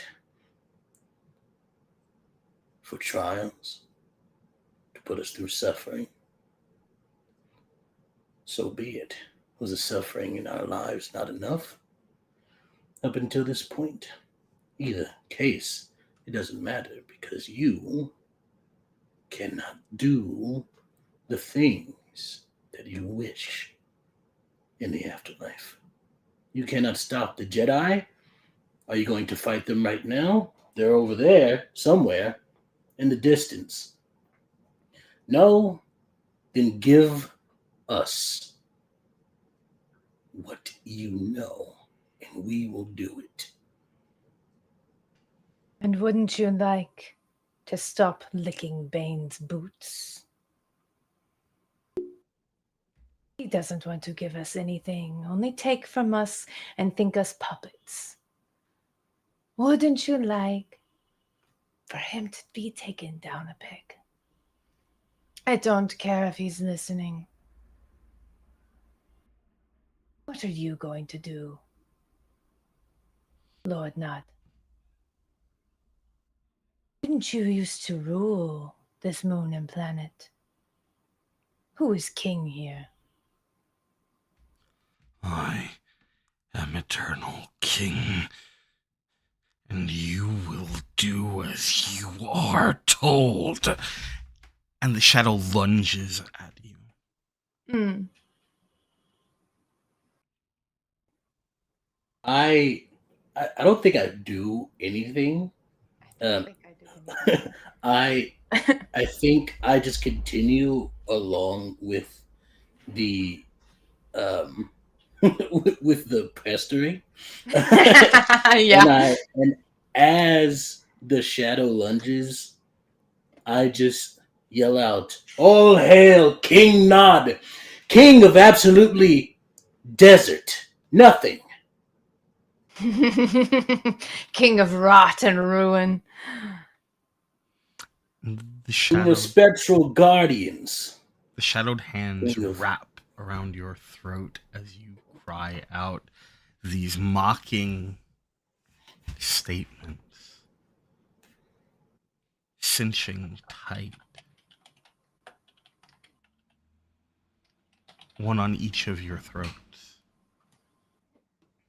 gripping, attempting to drive you down.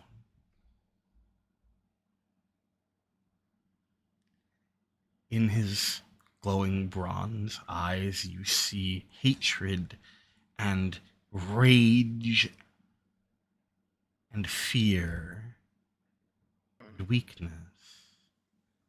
But still, he threatens to take from you.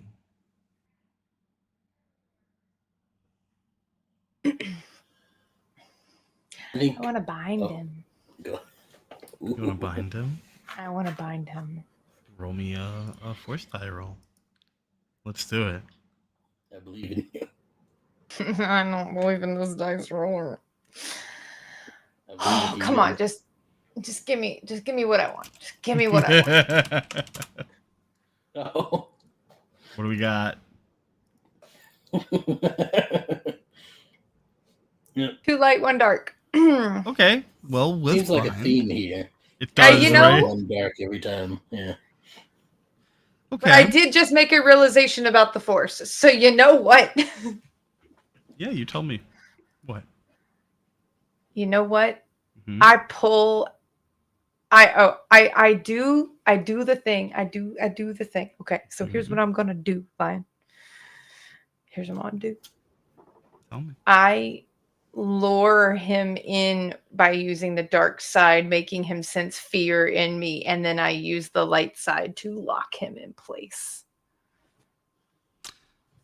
So, Can I do that? I'm not even going to ask you for a memory this time. I think your realization is going to supersede that.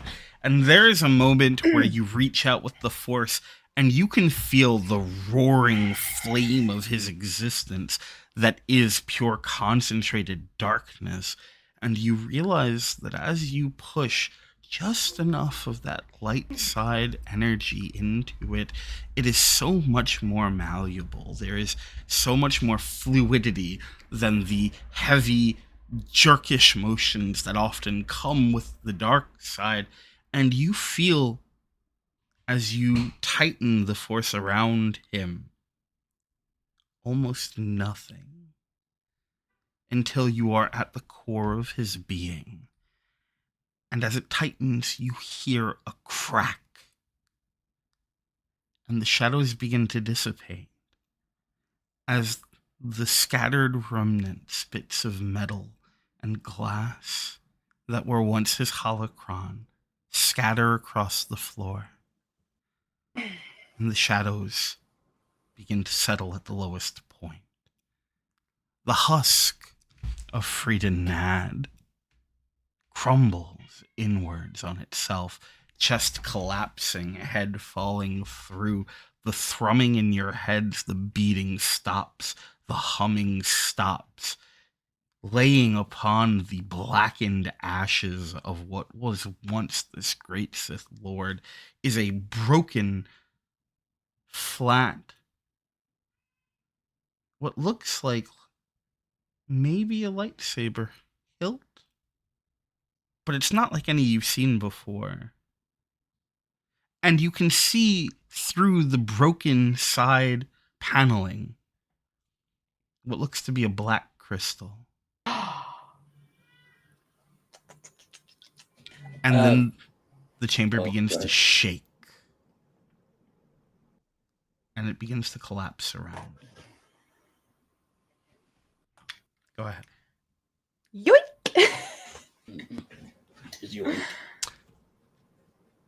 Odias. You go to pick it up. And it is heavy. I don't care. You can get it, but you need both hands, and you're going to have to throw your back into it to get this thing up. Clip my lightsaber to my belt. If Bane's holocron hasn't moved itself back over there, clip that, pick that shit up, let's go. Excellent. It will slow you down. Don't care. Wonderful. And Bellator?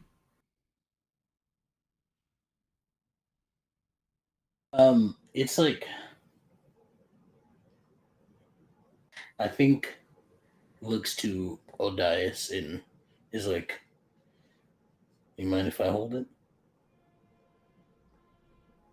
Stone keeps another collapsing lightsaber around you. I think we get out of here first. And then, because as it is, I can carry it. You can throw me really far. That's true. All right, let's do it. We can use the Force again, right? You can. Mm-hmm. Although I will say that enough of these pieces of stone are falling from the ceiling that it's easy enough for you to sort of jump between them to get back to the threshold. We anime run across the falling stones. Yeah. Sure, yeah. Absolutely. Are they still in the air? Oh, good. Sure, yeah, why not? 100%. Yeah, cool factor, right? You run across these falling stones and you get back to the hallway, and as you're moving, it collapses around you, the obsidian door that had shifted, crumbling to pieces that you have to sort of run past, each crunching beneath your feet, slicing up the underside of your boots, but not hindering you in any meaningful way. Back into the central chamber where the sarcophagi have completely crumbled, spirits nowhere to be found, but the desiccated husks of those who laid within, still wearing the crowns that they adorned when they ruled over Onderon so many years ago, the last proof of their existence, a memory forgotten by everyone but you. And out from that central chamber, you begin to go down the stairs, these same mirrored stairs that brought you here. But there is no fog now. Behind you, the temple continues to collapse, almost as though it's being sucked in on itself. And as you clear its steps, the flames in each of the braziers goes out one by one by one by one. Each of the statues that adorned its entrance crumbling and falling to dust and being dragged into the earth, the spires on either side curving inwards as though a dark-clawed grip that drags this place into the ground itself, leaving behind a smoking pit of darkness and hatred and failure. And you continue to run. And I think we see a series of clips of you moving through this jungle, as so much of it dies only inches behind you. Creatures falling from the skies in pits where they rot immediately, leaving behind bits of bone and pestilence. Trees that droop and weep and fall. And then we see you at your ship. The engine barely sputters to life. And the last shot we see is of the two of you taking off. And I think that's where we're going to leave today's episode. My child's on board, right? Oh, of course. Good boy. Of gotta find someplace quick to land to prepare. And just to be clear, did we just solve Onderon's monster problem? Who's to say? maybe you'll find out more in the next few episodes. But you'll have to watch to find out. But for Yeah, now, what's in your system? We gotta go. for now, thank you so much for being here. Thank you to our wonderful cast. Thank you to our incredible chat for keeping it going. So we're gonna do our outros.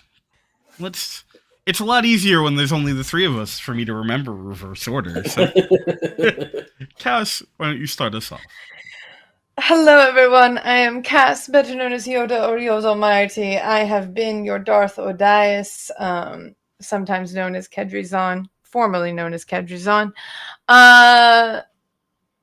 Where can you find me? I am mostly on Discord. I do have a Blue Sky, which is in the chat. You can follow me there. I don't really post, but when I do remember, I end up doom scrolling because that's how things work. But you can mostly find me on the Tales from the Table Discord and other TTRPG servers. You will see me again tomorrow over on Singularity for our City of Mist game, where I play a rift of the god Pan, whose girlfriend has been taken over by her rift of the Fury Electo, and things are totally fine. We aren't about to start Ragnarok. It's fine. No. Somebody got my sister arrested. Anyway, Mr. Wednesday's gonna die. But then you will see me again on Thursday. Over on Live from the Apocalypse, playing JD's horror game that he wrote called Redacted. And everybody's got ghosts in their head. It is not David Lynch's 24 anymore. We have made it to day 3. We are David Lynch's 72. We are on day 3. And the ghosts in my brain and one of the other people at the table's brain have split themselves off into multiple bodies. So whereas normally we're 4 people each in one body, now we are 4 people in 2 bodies. Come watch that. Don't worry about it. It makes sense. And then alternating Thursdays, you can find me over on Entropy Emporium for God Complex, which is our Girl by Moonlight campaign, where we are piloting the husks of dead gods to fight interdimensional space kaiju. I was put in a situation a few weeks ago where I became an actual cannibal. I ate my best friend's heart. Yay. Don't worry about it. I've been technically a cannibal to this point, now an actual cannibal. We love to see it. Yeah. I play totally normal characters, guys. I wasn't typecast for this table at all.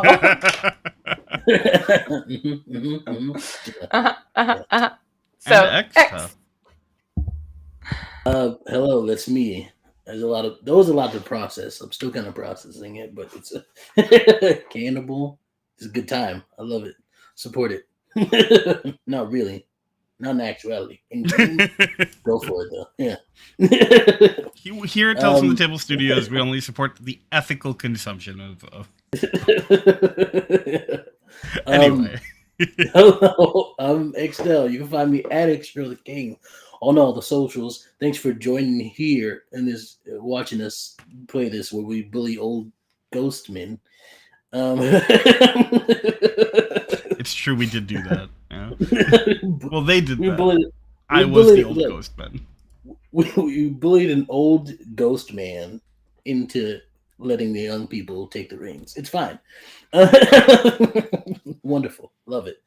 You can catch me at Extra the King on all the socials. You can catch me later on today at 7 p.m. Eastern on Don't Kill My Characters, I believe is what the channel's called. We're playing a Mutants and Masterminds game in which I will play a character named Leo King, aka Ember, who is have you ever seen Fire Force? Think of Captain Burns. That's where I'm at. Hell yeah. That's the character I made. It's a great time. Don't worry about it. And let's see. Other places. My mind's going. I'm so happy with what just happened in this session that I just can't think of anything else. So you'll know about all the other stuff I'm doing when you follow me on socials because it'll be a good time. Thanks for coming. And I guess that leaves me. Hey, y'all, it's Drake Lionheart. Most people call me Lion. I am the creative director for Tales from the Table Studios. You can find me on most socials at It's Drake Lionheart or over on the garbage fire that is formerly known as Twitter at it's at at the Lion Knight 42. I'm so desperately moving away from it that I just didn't even remember it for a moment. But you can also find me everywhere at TTFT Studios or at Tales from the Table Studios. So that's cool. So you can check that out because our name is too long for most places. It's fine. If you like these amazing people and want to follow more of what they do, or would like to come say hi, you can come check out our Discord. It's a wonderful place full of incredible, amazing people, storytellers, role players, game designers, world builders, fantastic human beings. It's also the best way to keep up to date with what projects we have coming and when we put out casting calls, along with when we do our charity events, which hopefully we'll be able to talk about soon because reasons. So I think that's it for now. You'll see me again next week because for the time being, this is all I do. Yes, X. Sorry, when you're done, but I remembered some stuff that I want to say. But Go say things. Do it it. popped into my head just now. Okay, so more stuff. You can join my games and start playing. Where I have a werewolf that has no one at the table yet. So and there's 3 needed to start. I have a vampire game on Sundays, Sunday evenings, 8 p.m. Eastern. Is our start time that has 3 players, but still has 2 slots available. So come on and join in. It's a good time. We've got a Hekata, a Ministry, and a La Sombra, and that's what a table. Yes, a good time. What a table. What? That's a combination for sure. So Like, it's a wild time. Yeah. And they're sort of in between the Anarchs. It's a good time. In between the Anarchs and Cams. It's a wild time. We get some good stuff. But we're only 1 session in, so you can come by and join and hop in. Another thing is my partner has put out a game recently called 16 Mice Solve a Mystery, which is a wonderful time. You can check out his Ko-fi. It's on his Ko-fi at Rosie Laugh, I believe, is you can look it up. If you're in the Discord in TFT, right? Tales from the TFT. TFTT. Yeah, there's a third T. It's true. TFTP. If you're in the Discord, it's in the self promo section. You can check it out. It's a good time. You want to play some mice who solve a mystery. It's fun. Check it out. Heck yeah. So, I think that just about wraps it up for us. I do want to take half a second because I know we've all had a pretty trying week. And I know there's been a lot of stress and a lot of fear and uncertainty going around. And more than ever, now it's going to be important to remember to rely on community, to provide support where you can to the people around you, to be there and make sure that they know you're there, and to be able to trust them to be there as well. What comes next is really going to be us relying on each other and creating spaces where we can do what we can do. And we're going to be here doing the best we can to provide that as well. So, until next time, remember to love yourself. Take care of yourself. Eat enough food, drink enough water. Remember to take a couple of breaths. Everyone needs to take a couple of breaths. Love yourself. And always remember to tell your tales. I love you. And we'll see you soon.